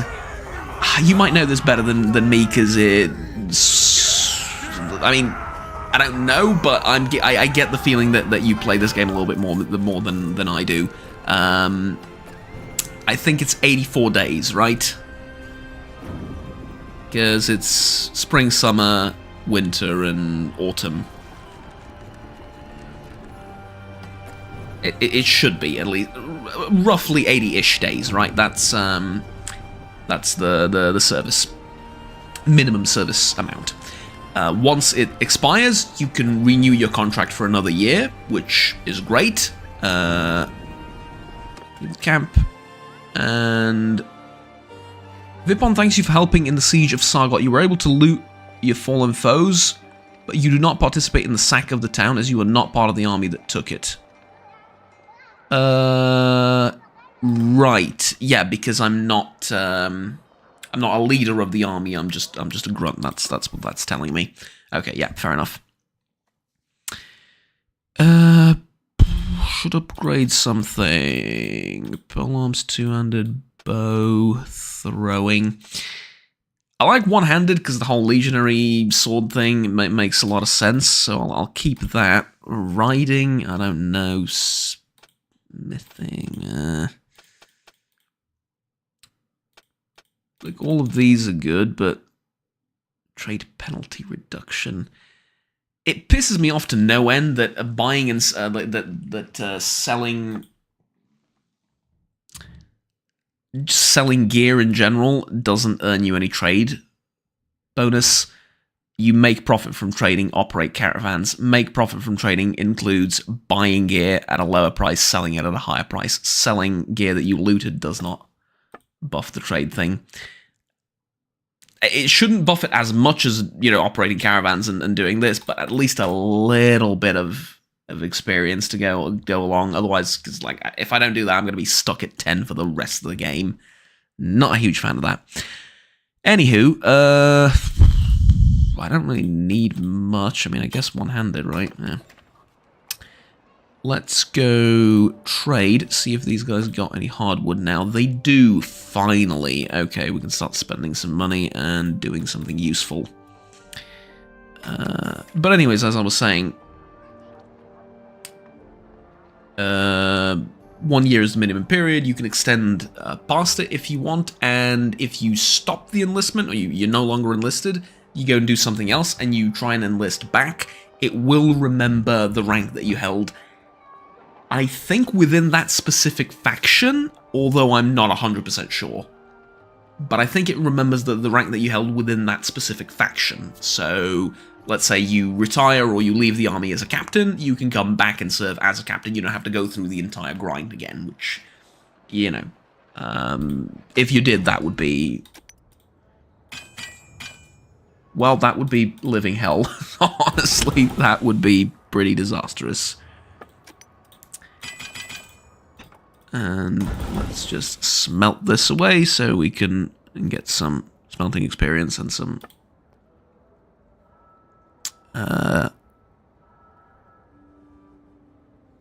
don't have any raw iron, right? Yeah, that's all right. Get some smelting experience and continue. I think this also means... no, not yet. I need 2,500 more experience to get anywhere beyond here. Increased reputation for being merciful, lose 1 grain. Sure, I'll lose 1 grain. And I'll just buy it again. No, I can't buy it because they don't have any grain in the city. Ha! I mean, okay. I can buy a hog and slaughter it. It's not that expensive. Yeah, fair enough. I can do that. And slaughter. There we go. So that's 2 meat. That'll last me for ages. And then I can also sell the leather tunic and the hood that I looted. So 5,000 gold. Not bad. I can go to the keep now, right? Because as a sergeant, I'm allowed to. Good. That's good. That I'm playing sandbox. I'm not playing story mode. But if I was playing story mode, I can ask about the Battle of Pendrake Field or whatever it's called. Get the first quest done. Which again also is something you can slowly work towards as you meet Lords along. You don't need to hunt them down manually. You can just sort of meet them via sieges, via battles, as prisoners or whatever, and then talk to them that way, which is, that's, I think, a little bit more interesting than just randomly trying to chase them down to get the quest done. Especially as I think it gives you, like, whatever, however long in, like, what does the game give you, like 20 years to complete that quest or something like that? It's you're in no rush, suffice it to say. How many hours you got in the game, out of curiosity? Oh, it's hard to say. Not a lot. I want to say maybe like 100, 150-ish. Somewhere in between the two numbers. Not a lot. I did one character playthrough that made it to like the end, well, the end game, the late game.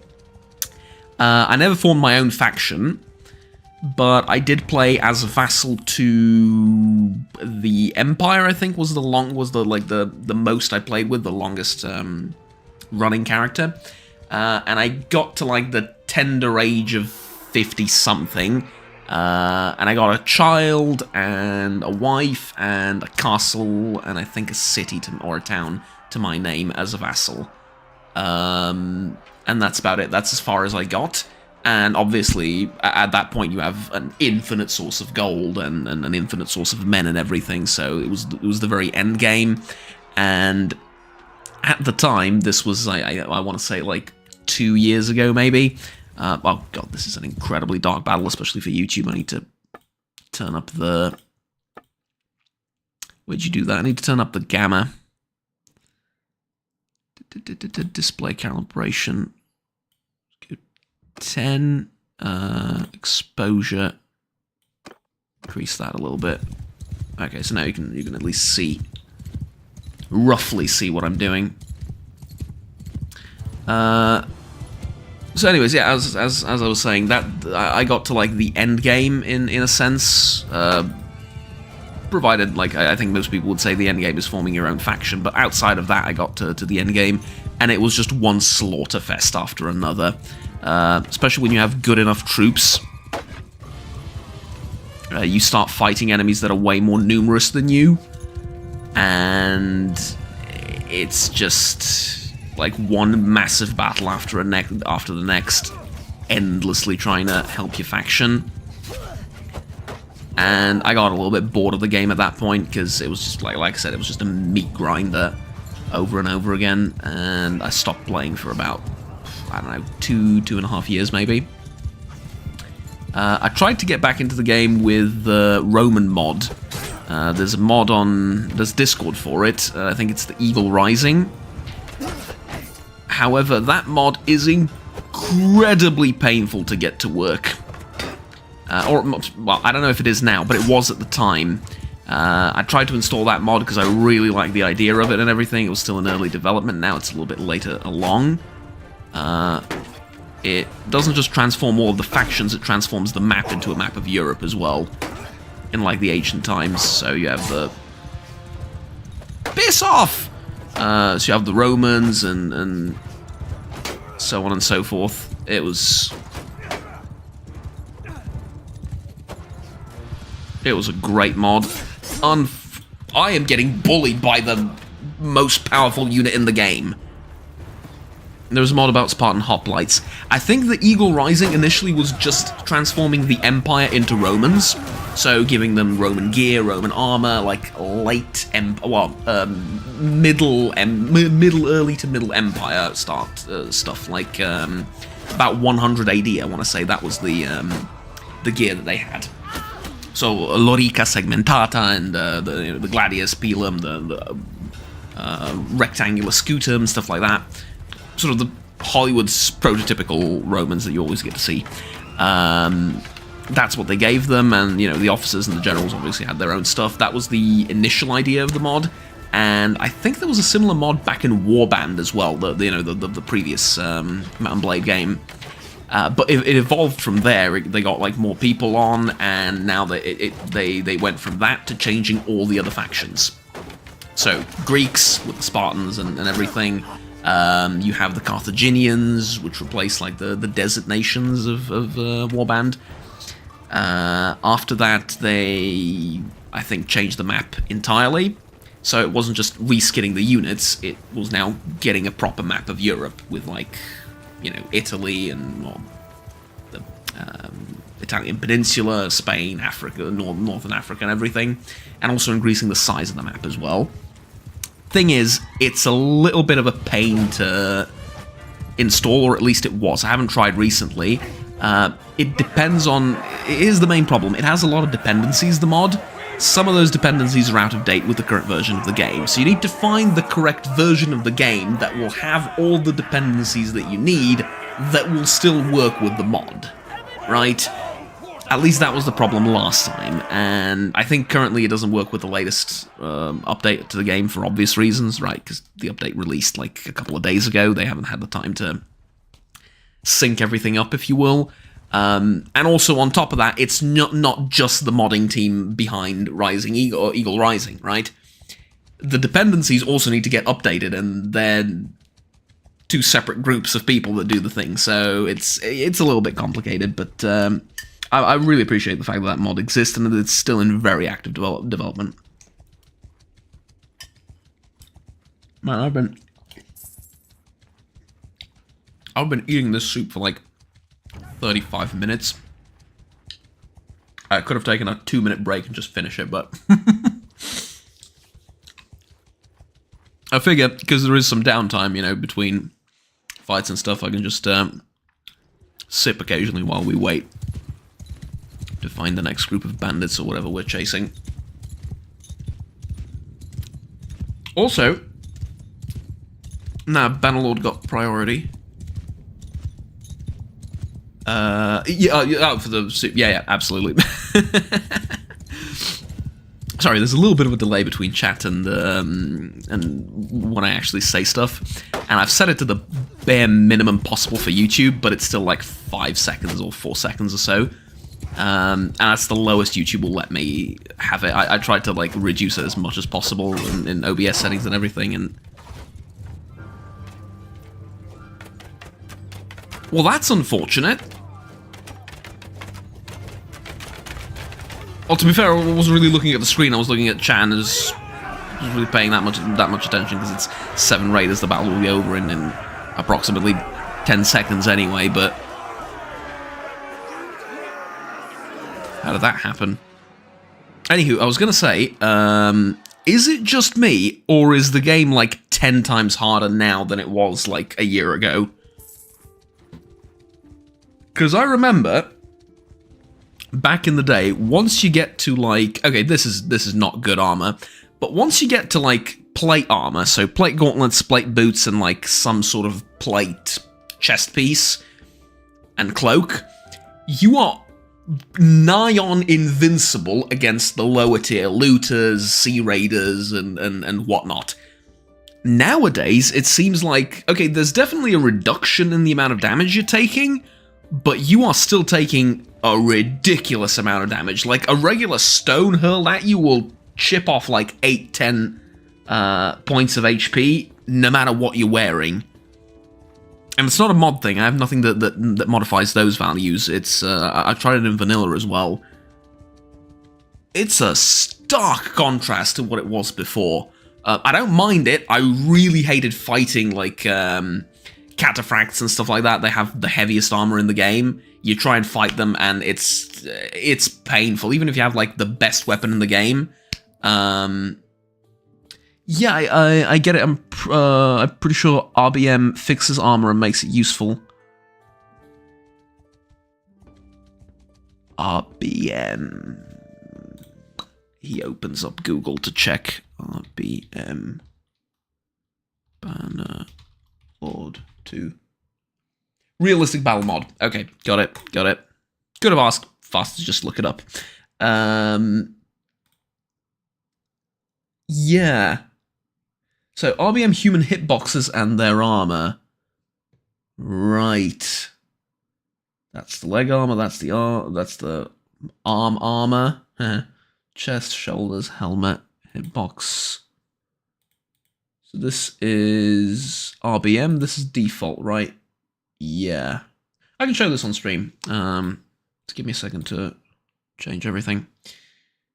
Monitor 1, right? Here we go. I'm not showing like my credit card information or anything. I'm not supposed to. Yeah. Okay, so here's for the people watching the VOD or people not they don't know what the mod is. Realistic battle mod. Also, huge mod that changes the way fighting works in general and damage and everything. I played with it again like 2 or 3 years ago. I think back in the day, it used to reduce the armor, right? Which is, it's like the opposite. It's like the opposite of what it's doing now. But mind you, I could be wrong on this. Take it with a pinch of salt. I could be misremembering. But I seem to remember that what it did is it reduced the effectiveness of armor because stuff like cataphracts and knights and stuff were so invulnerable to everything that, you would take like an axe or something and you would chip away at them for like 6 hits to the head before they went down. Mind you, vice versa as well. The player's armor was equally effective, but it was just a lot of, blunt force trauma to kill someone. Now it seems a lot more, So yeah, this is the difference between vanilla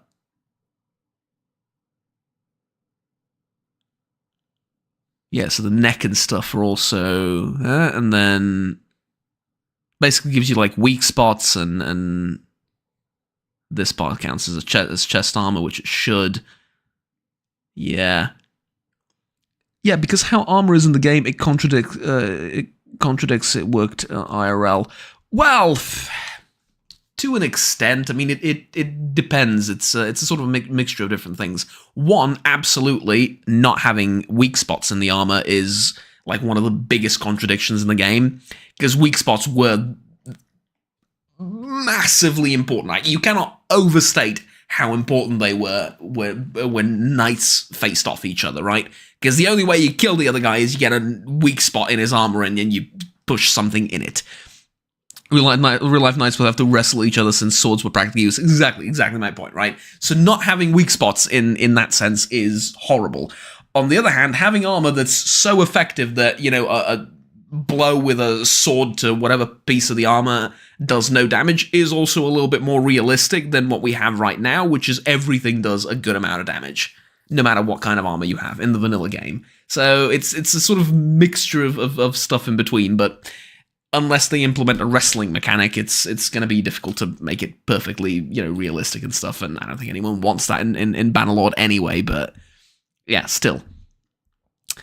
So yeah, there you go. It gives you like face, head, and neck armor, shoulders, abdomen, chest, so on and so forth. And then this is really fun. I'm sorry, but this is a really funny picture to use to explain how the horse armor works. Because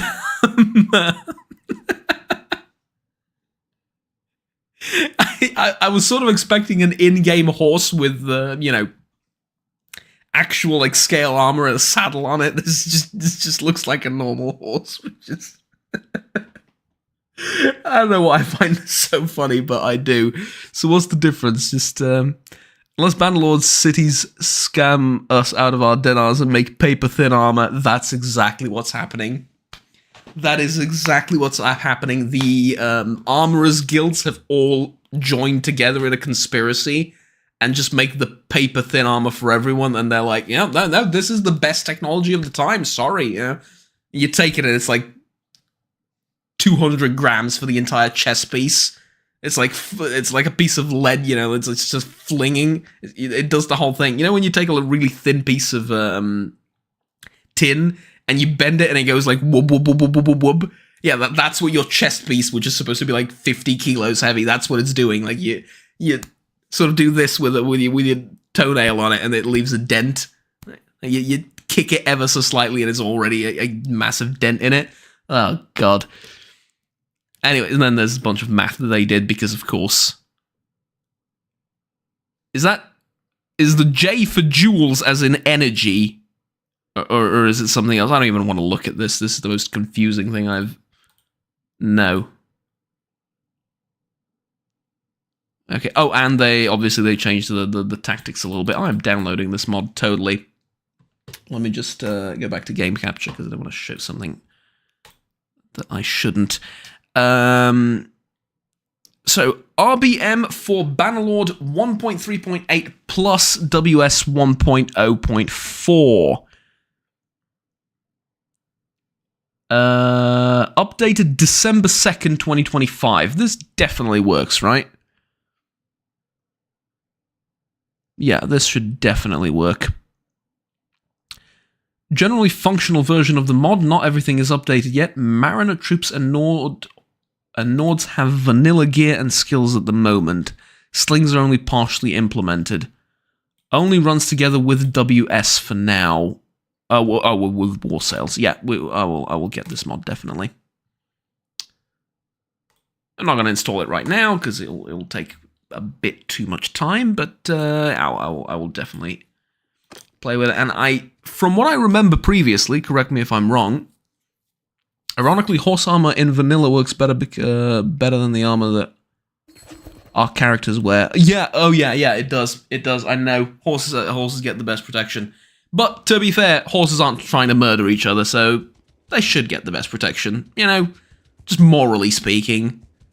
They're the innocent party in the war. I mean, okay, fair, they will occasionally trample peasants, but it's not their fault. They're like the dogs of war, right? Well, not the metaphorical dogs of war like mercenaries, but they're like the pets of war, right? We want to protect our pets.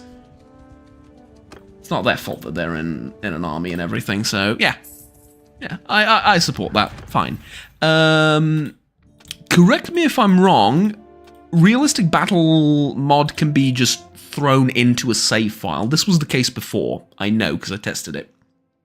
It should still be the case. I mean, I'll try it one way or another. If it crashes, too bad. Just take the mod out. But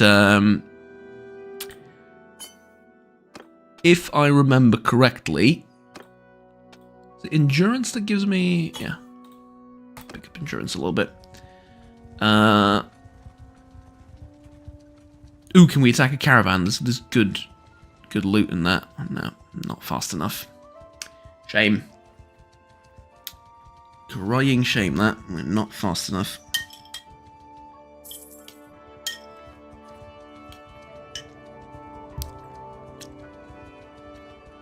But yeah, being able to just drop it into a save file is great. Because I think it'll just edit all the stuff anyway. You don't need to start up a new game with it. Which is awesome. And mainly the AI improvements. Because the AI does not know how to lead an army to save its life.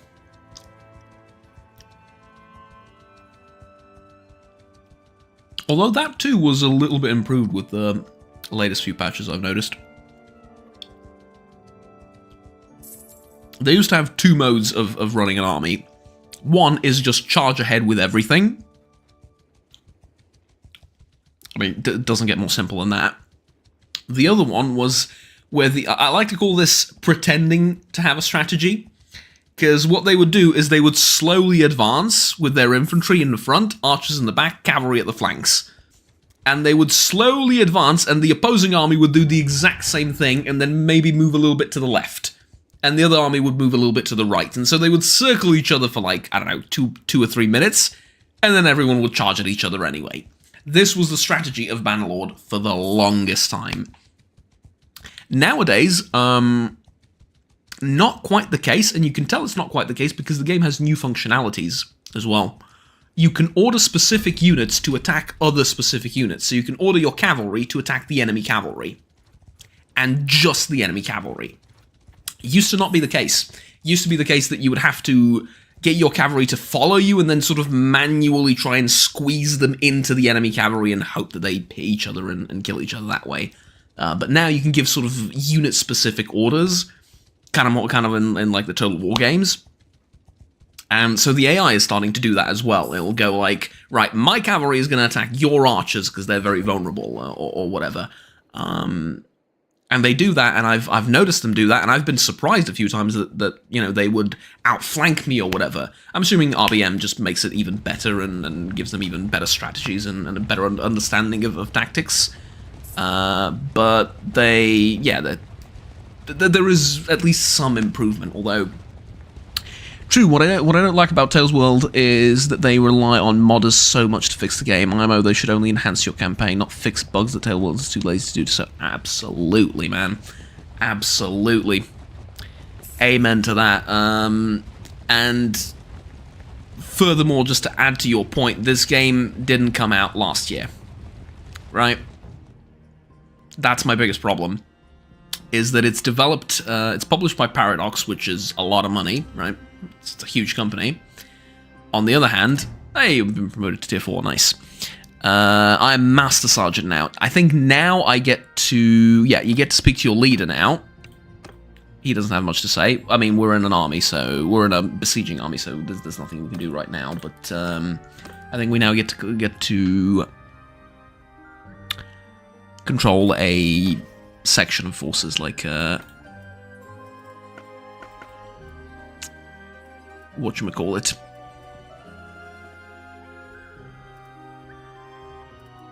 A cohort, if you will, or the infantry or the cavalry or whatever. Let's sell all of this. I am going to sell nothing else. And I have 20,000 gold. See, we got involved in the conversation a little bit, distracted for a little bit. 20,000 gold already. Make a good chunk of money playing like this. Okay, Leveler's not bad. Cavalryman male shirt is definitely better than what I have. And so I will take it. I think it fits my new position a little bit better as well. And I'll take the slightly cheaper helmet too. Just so I can afford a cloak. Can't afford a cloak yet. Okay, any weapons that I might want? Well, if I'm going to be a cavalryman, I want the cataphract lance, right? That's 16,000. That's good enough. And then later down the line, I can get a charger and stuff like that. But for that, I'm going to need some cavalry skill improvements.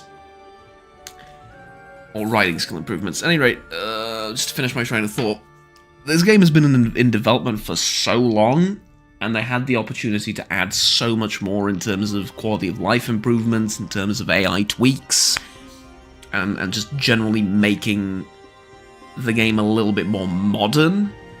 And so that, yeah, like, instead we got, like, piecemeal updates with barely anything of substance. Like, when's the last time the caravan or the workshop system has changed and been updated? It was supposed to be huge, right? They milked the hype for over a decade only to be disappointing for us. Keep in mind, they also have no competition to challenge them. True, true. Oh, we're going to get a field battle. Really? I mean, don't get me wrong, I'm glad we get a field battle, but there's 300 of you and 700 of us. I understand numbers aren't everything, but yeah. Alright, yeah, here we go. Here we go.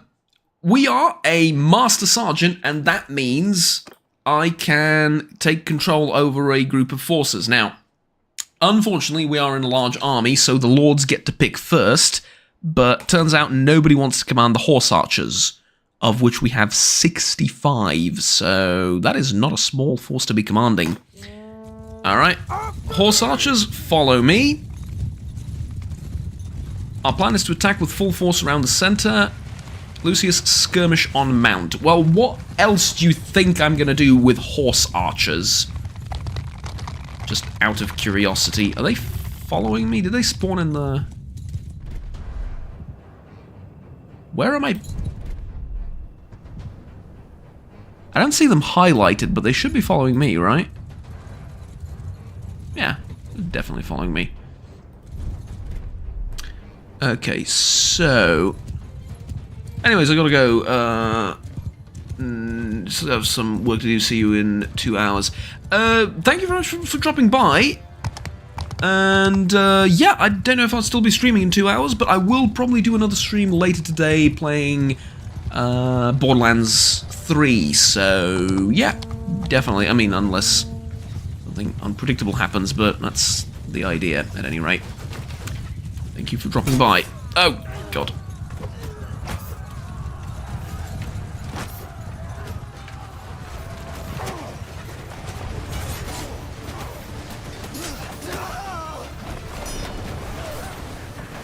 Killed them, my brave warriors, killed them. This is glorious. Oh, yes. Okay, there's a problem in that... Oh, those are friendly archers, never mind. Okay, charge. Those are not friendly archers. Go get them.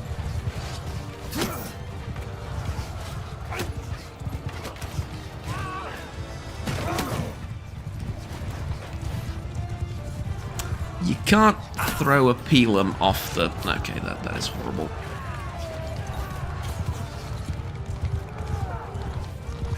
Unfortunately, you can't throw a pilum off horseback.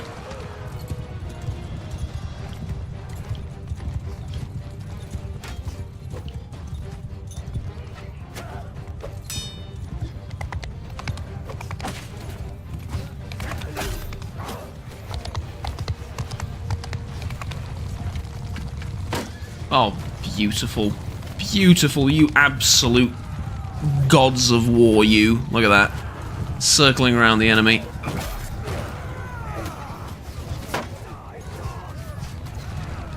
Exactly. Nice job, people. Nice job. We're doing very well.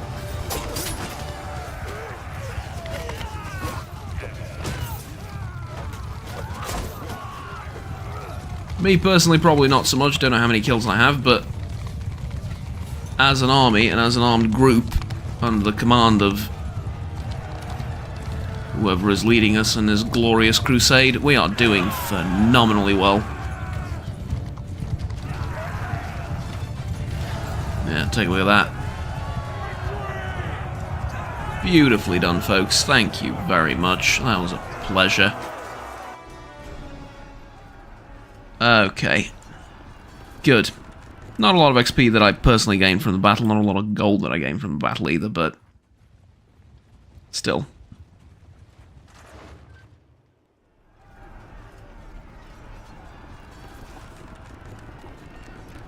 I give up, call back your dogs. Do not expect mercy, off with your head. Okay, you're my prisoner. What the hell?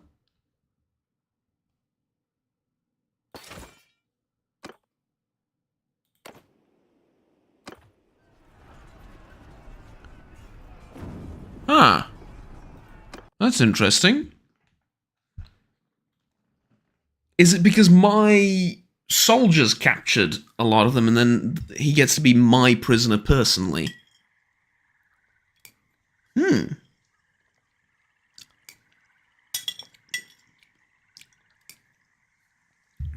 That is very amusing. Okay. I'll check one thing in Stream Elements really quickly.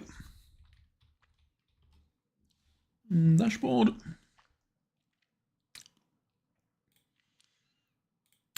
Subscribers count.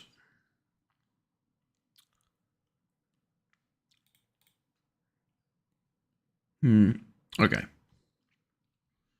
Good. Good.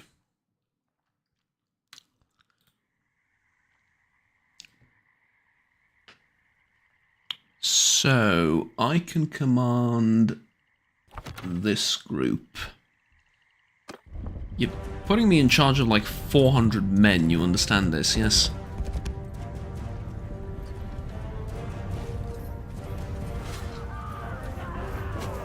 That is a lot of men you're putting me in charge of.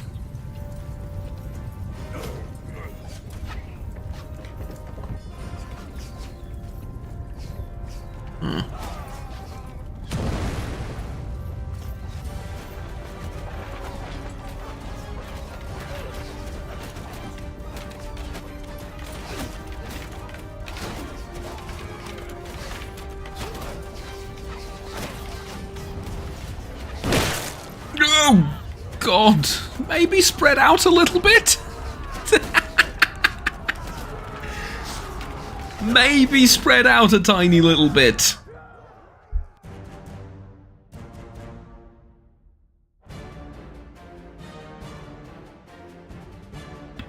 Okay, I'm sorry about that. I just needed to check the audio levels to make sure everything's fine. I was getting a feeling that maybe the game's a little bit too loud after that. What should we call it? Yeah, that. After that. That kind of explosion. Exactly.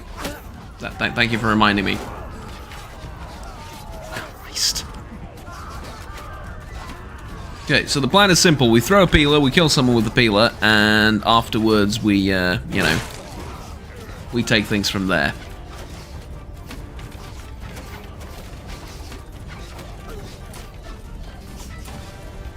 I wonder if I can get really close to the archer and... Never mind, he's dead.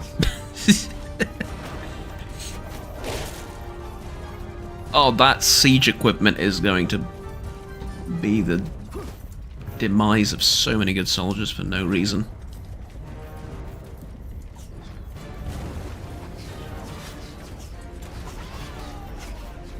Okay, here's my victim. Oh, that is pitiful. 38 damage. That is actually just pitiful. Although he does look really hilarious with a giant pike sticking out of him. I know it's not a pike, but it almost looks like one, right? Right, he wants me to wait for other siege engines. We will wait, we will wait. Use siege machine on left side. I do not have any control over that. It was one of those things that's really pissing me off, because there is no option to, you know, tell that to my men. It's all scripted, and, well, a part of me prefers it like that, because I know how the AI is when it comes to following orders that aren't charge, right? So, that's okay. break the gate down.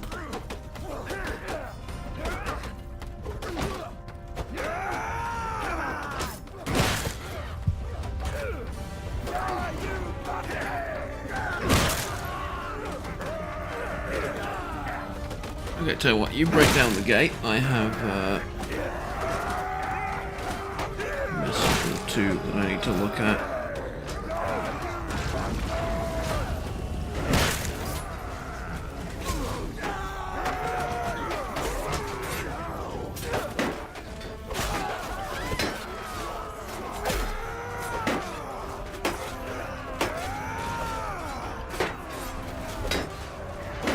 Lower the shield, coward! Oh, beautiful.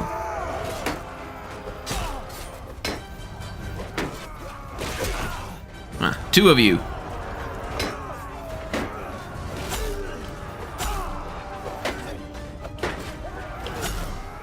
Alright.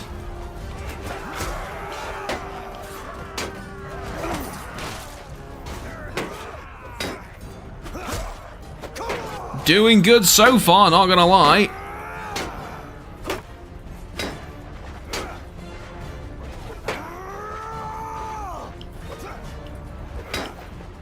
Okay, they're retreating. Thing is, my men haven't really made it in. Let's order them to charge. Because I get the feeling the vast majority of our men are archers in the army, which means the vast majority of the men are under my command, so... yeah, let's get everyone to charge. Yeah, correct, we have like 90 infantry and 100 200 archers. So if we can just get everyone to charge forward, that'd be grand.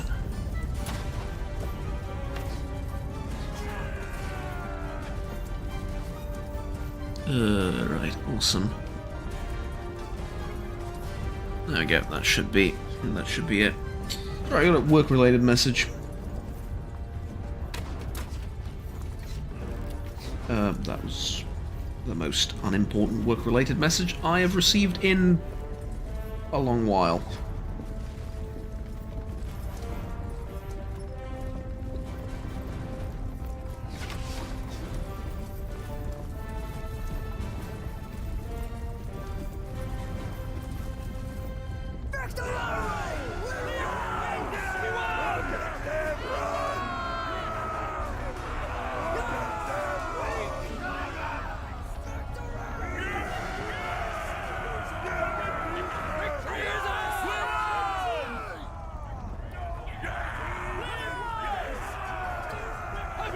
Mandatory cheers. And there we go. Sorry about that. Just had to check the work stuff. Alright. Where do we stand? 8,000 XP, 12,000 to the next rank. And if we leave camp, the castle should be ours, right? Correct. Correct. Okay. Can leave the castle. Or actually, can we? I have 6 prisoners.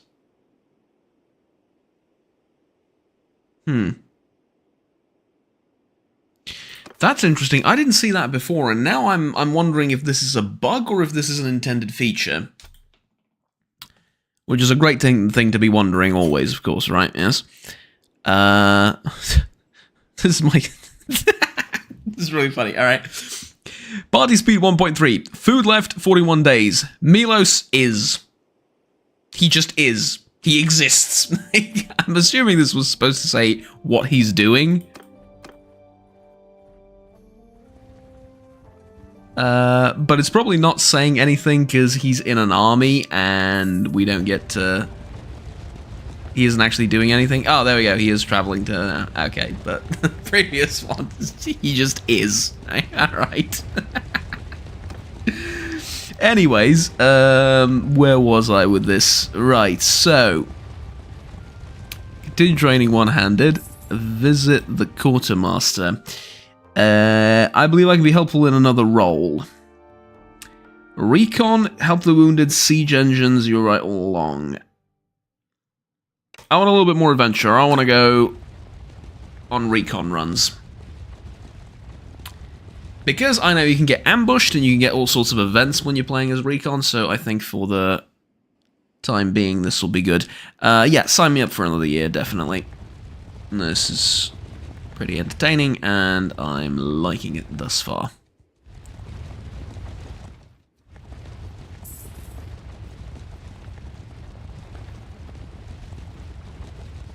You only have like 300 men in the army. Maybe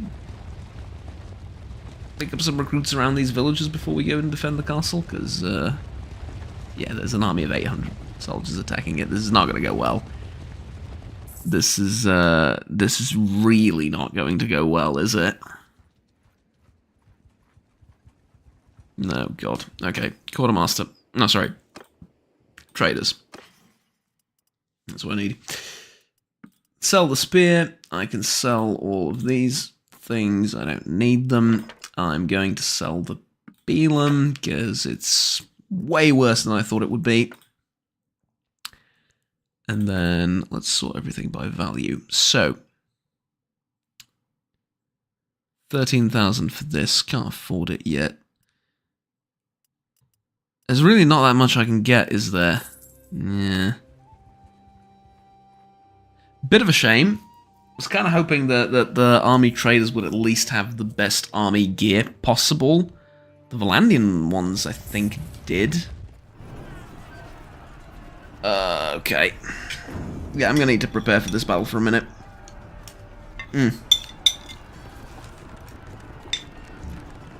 Actually, that was not a bad time to save.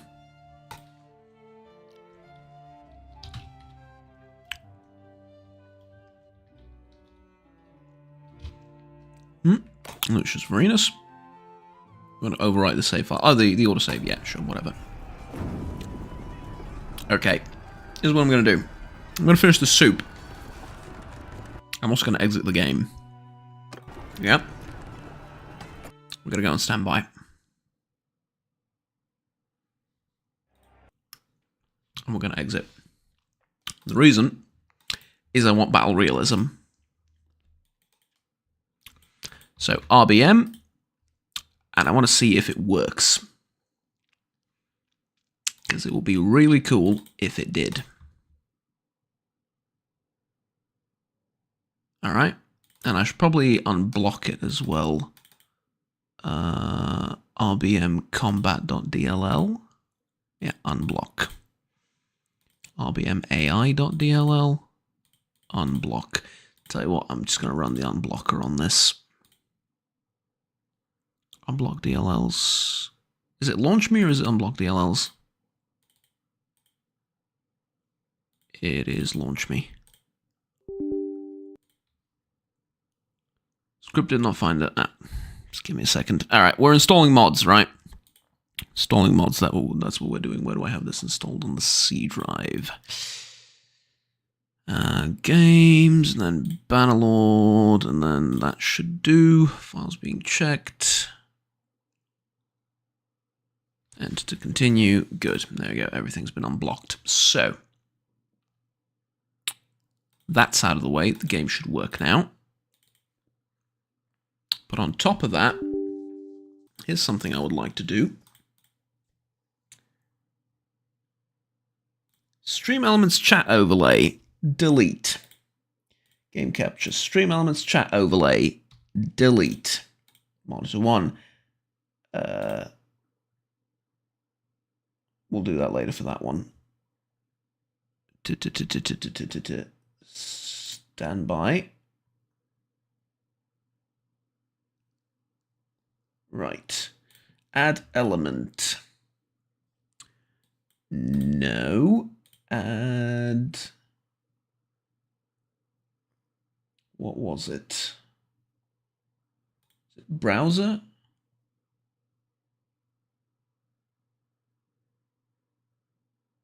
Add existing elements chat overlay. The new one. Spread it across the entire thing. Test.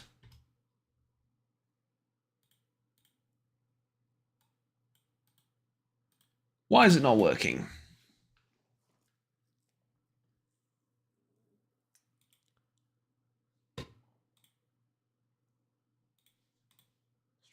Dashboard. Olays. Chat Olay. Edit.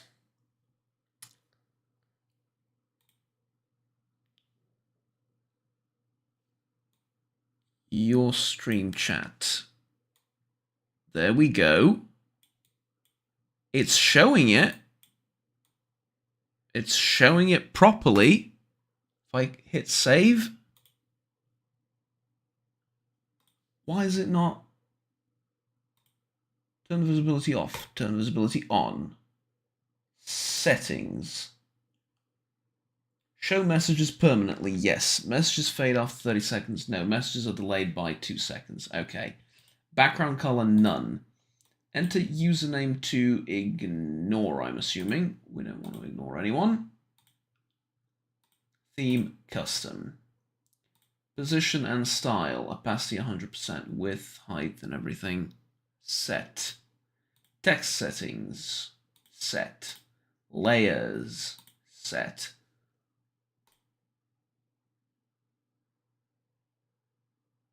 Emulate. Super chat. Super chat's been emulated fine. That works all right. That works exactly as it should.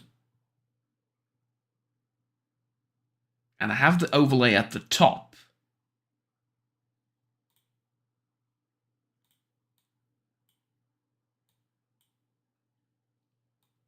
Switching it top or bottom did not do anything. Is it an OBS problem? Do I need to restart OBS for it to show properly? I really hope not.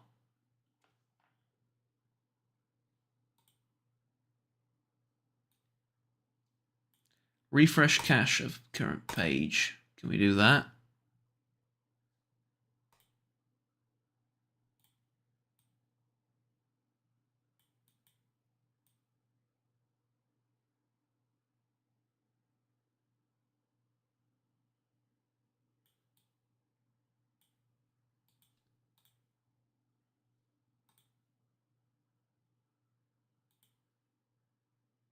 Preview.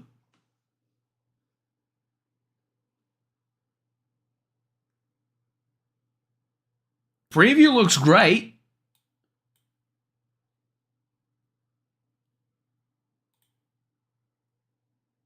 Copy URL. And then properties. Remove the URL. Okay. Properties. Paste in the new URL. Okay. Test 2. Oh, there it is. We found it. It's just in the wrong position.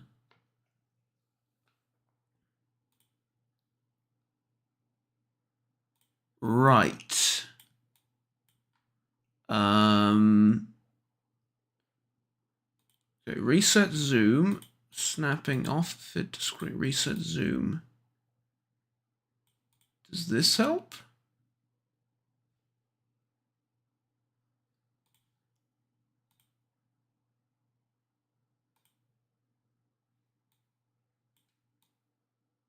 Like moving it to the left?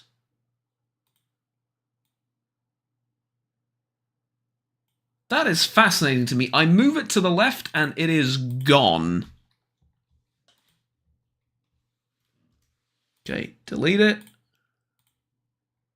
Save. Copy. Paste it back in.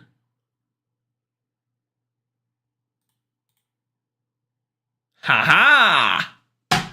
I have done it, me!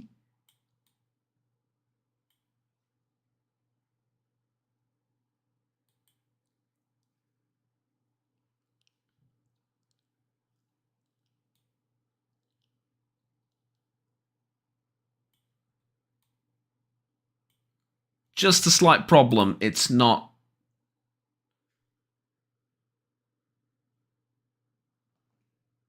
True what I don't like about Tailwords.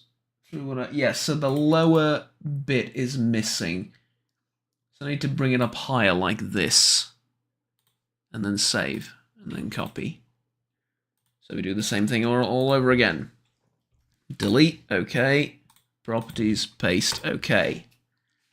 And now it should appear.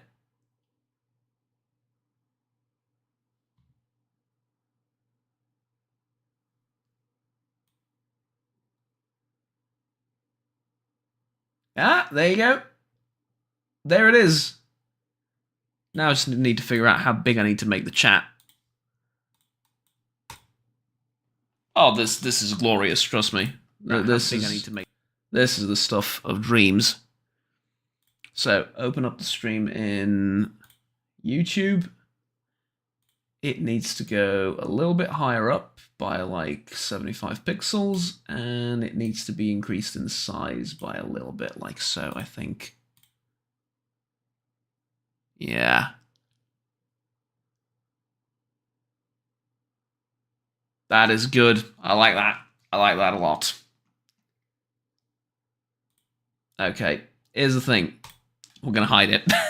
All of this just to hide it. We're going to hide it for now, because I don't want the messages to stay on permanently. I want them to fade away after a while. But I will get to that later. For now, we go back to game capture. And this is... Well, actually, while the game's loading, I can probably change the other thing, right? If I'm being honest with myself, I probably can. So, your stream chat settings. Messages fade after 120 seconds, and they are delayed by 2 seconds. Save. Copy URL.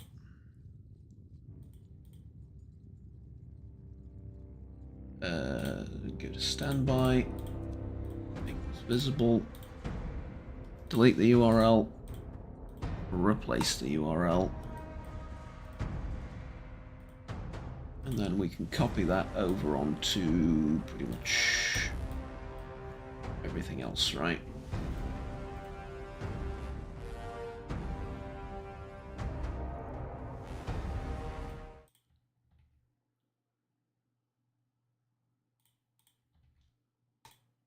There we go. Nice.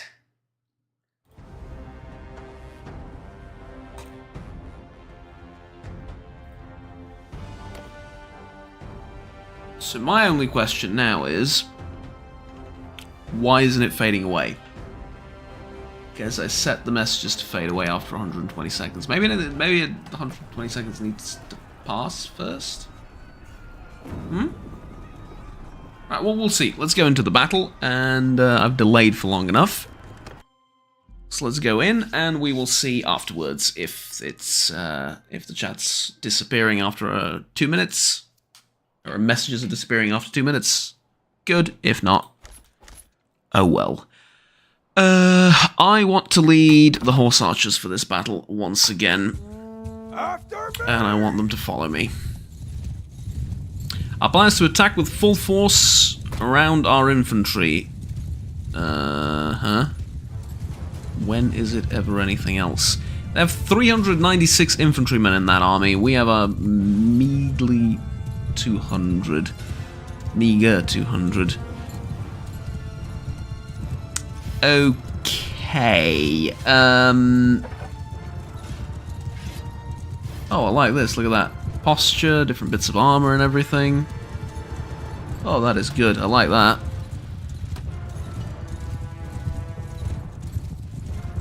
Not quite sure what posture means. Is it stamina?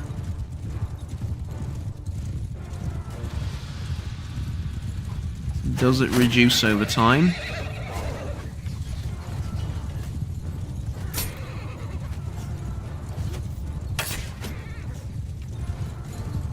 Oh, I like how the lance works with this mod.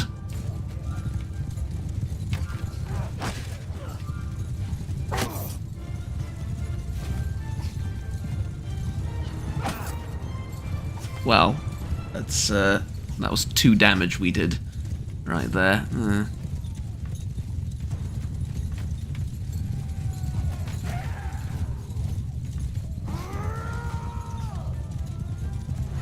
Okay, I'm sort of fighting my own battle over here on the flanks, and yeah, the chat does indeed disappear after a while. Very good. Okay, I like the battle realism mod quite a lot, honestly.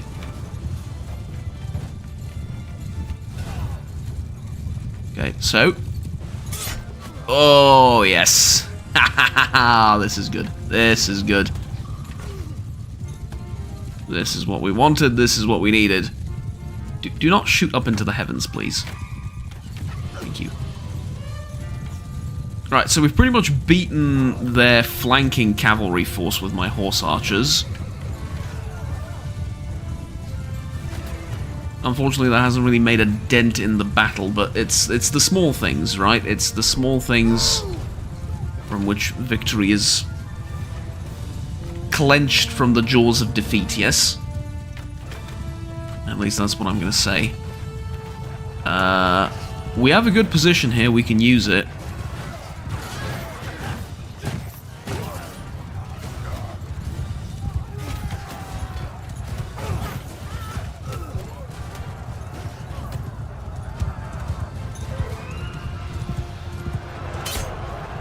Okay.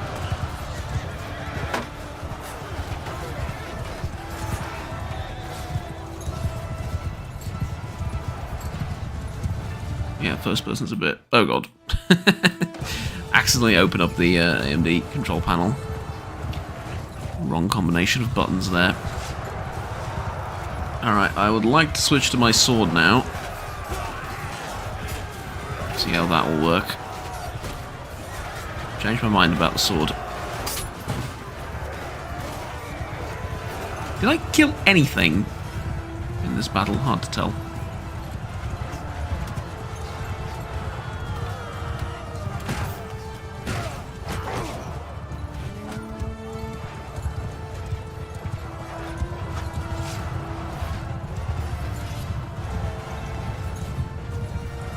I'm regaining my posture. Posture's definitely kind of a stamina thing.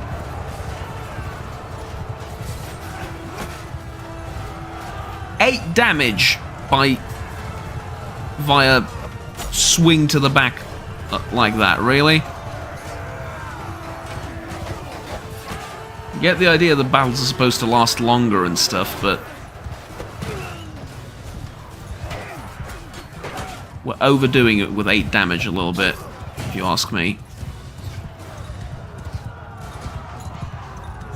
Okay, so their infantry pretty much just broke our infantry, unfortunately. Stay close. Let's get the horse archers to follow me. This is going to be good. See if I can get the horse archers to follow me. I have a spear sticking out of my stomach, that is. Because if I can get the horse archers here, we can get some really good shots into the rear of the enemy line. Which is like 200 men strong, but, you know. So yeah, just position yourselves here and start hitting them.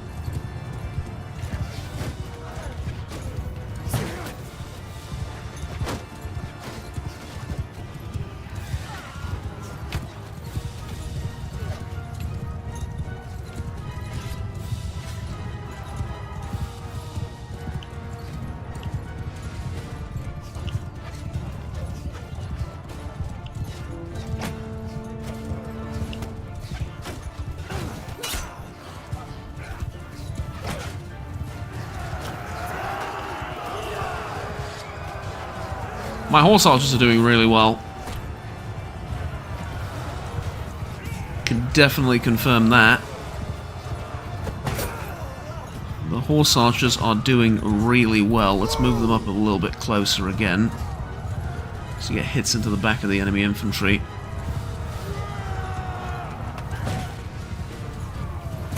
Which, to me, look as though they're retreating.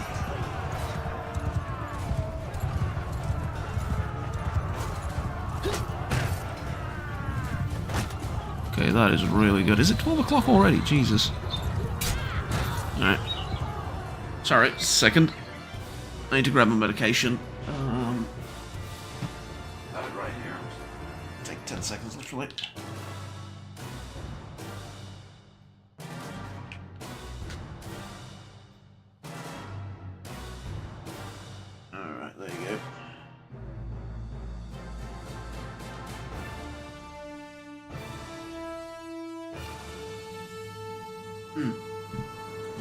Alright. Let's get back to it.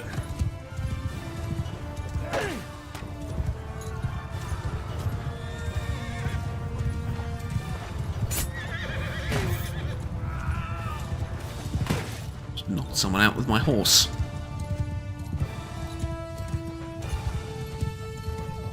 Where's my horse archers? They've suffered some casualties,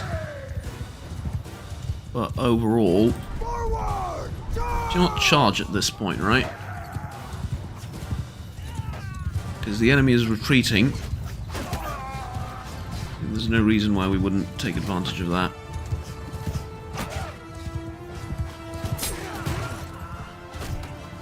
$10, $11, $12 damage though is a bit. Okay, I got demounted. It's a bit low.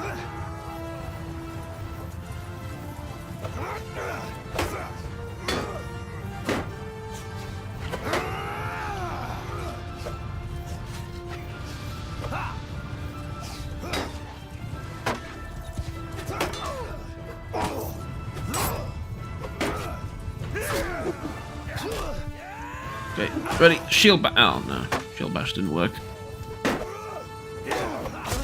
Ah, there we go. We got him.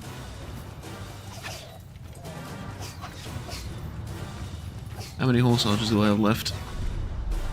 Under my command, 12. Yeah, they're depleting my numbers, all right.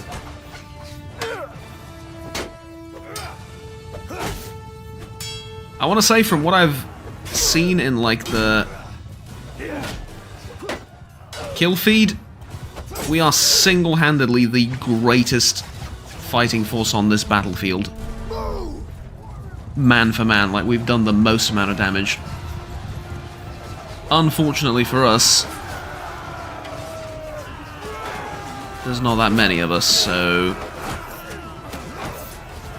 Oh, I'm screwed. I am so dead. Alright. Alright, yeah, I get it. There's 12 of you and there's 1 of me. Fine. Yeah, I should be able to take over units now, though, as a commander, right? Yes, I can. That was not very good.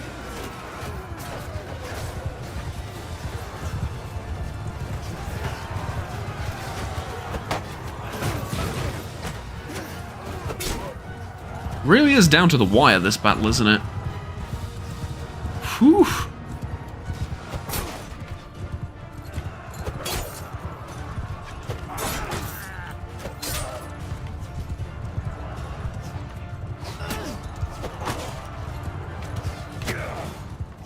Okay, tell you what.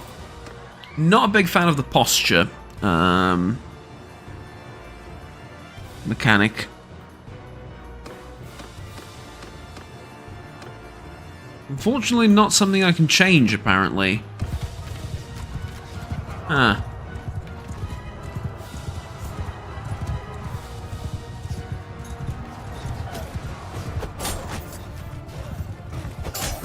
Yeah, because I have like 1 good stab in me and then I have to wait for 10 minutes. I exaggerate, of course, but...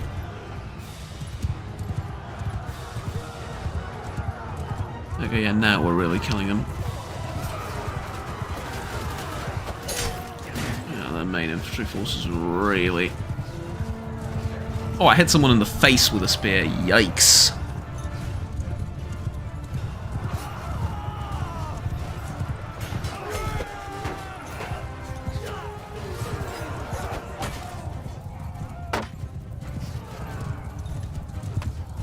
Okay, you're next.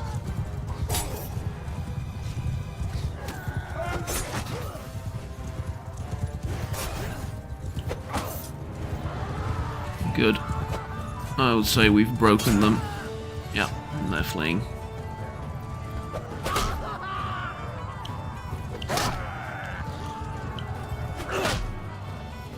The day is lost.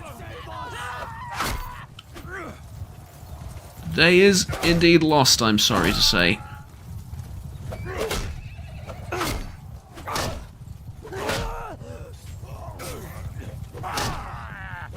Don't know why I'm fighting with a cataphract here, because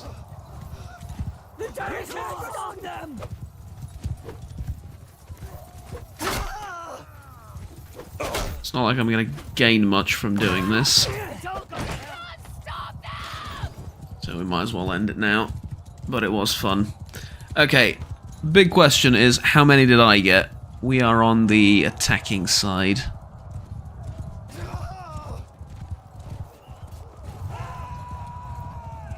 Five people. Fair enough. Fair enough. Slow and steady winning the race and all that. Looted 5 items, looted 500 gold. Perfect. Perfect. Could not ask for more. Well, I could, but, you know, be a bit silly. Okay. Inventory. I've picked up... Oh, would you look at that? A fine steel cavalry broadsword.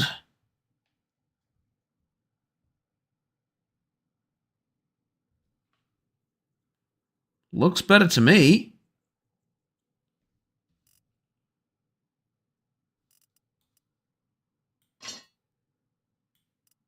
Yeah.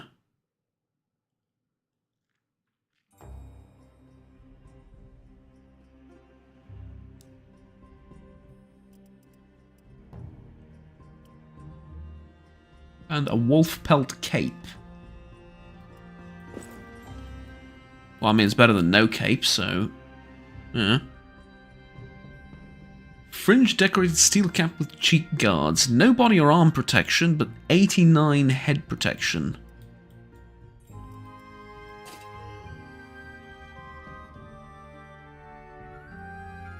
I would lie if I said I didn't like the way it looks.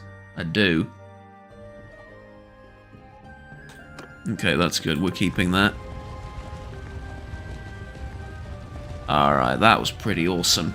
Tell you what, though. Considering the time, I need to go and check up on a few things. I need to go and grab some furniture off of the other end of town, basically. So I'm gonna go do that, and then if I have time, I think I have some work to do. But if I have some time, I will stream Borderlands 3 later in the evening, probably, unless I'm too sleepy or something. But we will see. We might get 2 streams today. Who knows? At any rate, thank you very much for watching, ladies and gentlemen. This has been Bannerlord 2. Bannerlord. Sorry, I was going to say Bannerlord 2. Turns out, the game, aside from a few bugs here and there, is relatively stable with lots of mods that I'm using. Unfortunately, I'm going to check one more time. Mod options. Yeah, unfortunately, realistic battle mode can't be edited, can it? Realistic battle mode, Bannerlord.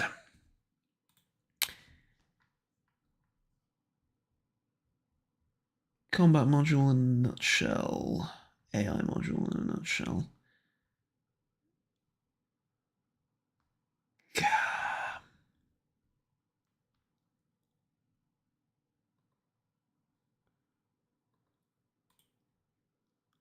Files. No. Is it...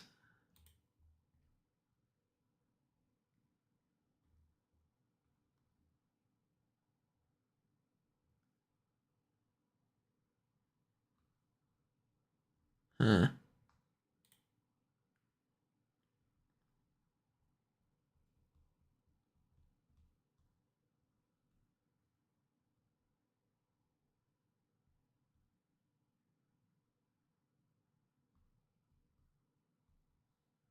Yeah, not that I can see, unfortunately. Doesn't look like I can edit anything. That's unfortunate. Anyways, thank you very much for watching, ladies and gentlemen, whether you were part of the live viewing audience or whether you're watching this as a VOD. I enjoyed this game immensely, and I think it has its problems, but I'm going to be honest with you, I think it's pretty fun nonetheless. I will see you all next time. Have fun, take care, and bye-bye. Switch to this screen, there you go. So, also, one last thing before I go is soup. Believe it or not, after an hour, I finally finished eating it.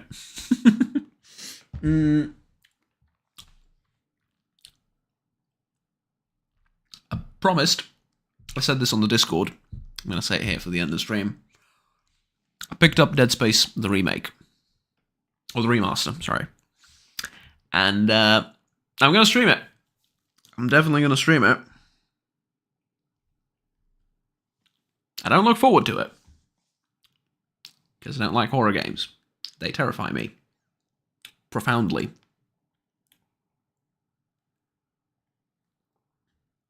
To an unreasonable degree. But I will stream it. Anyways. See you guys later. Have fun. Take care. Bye-bye.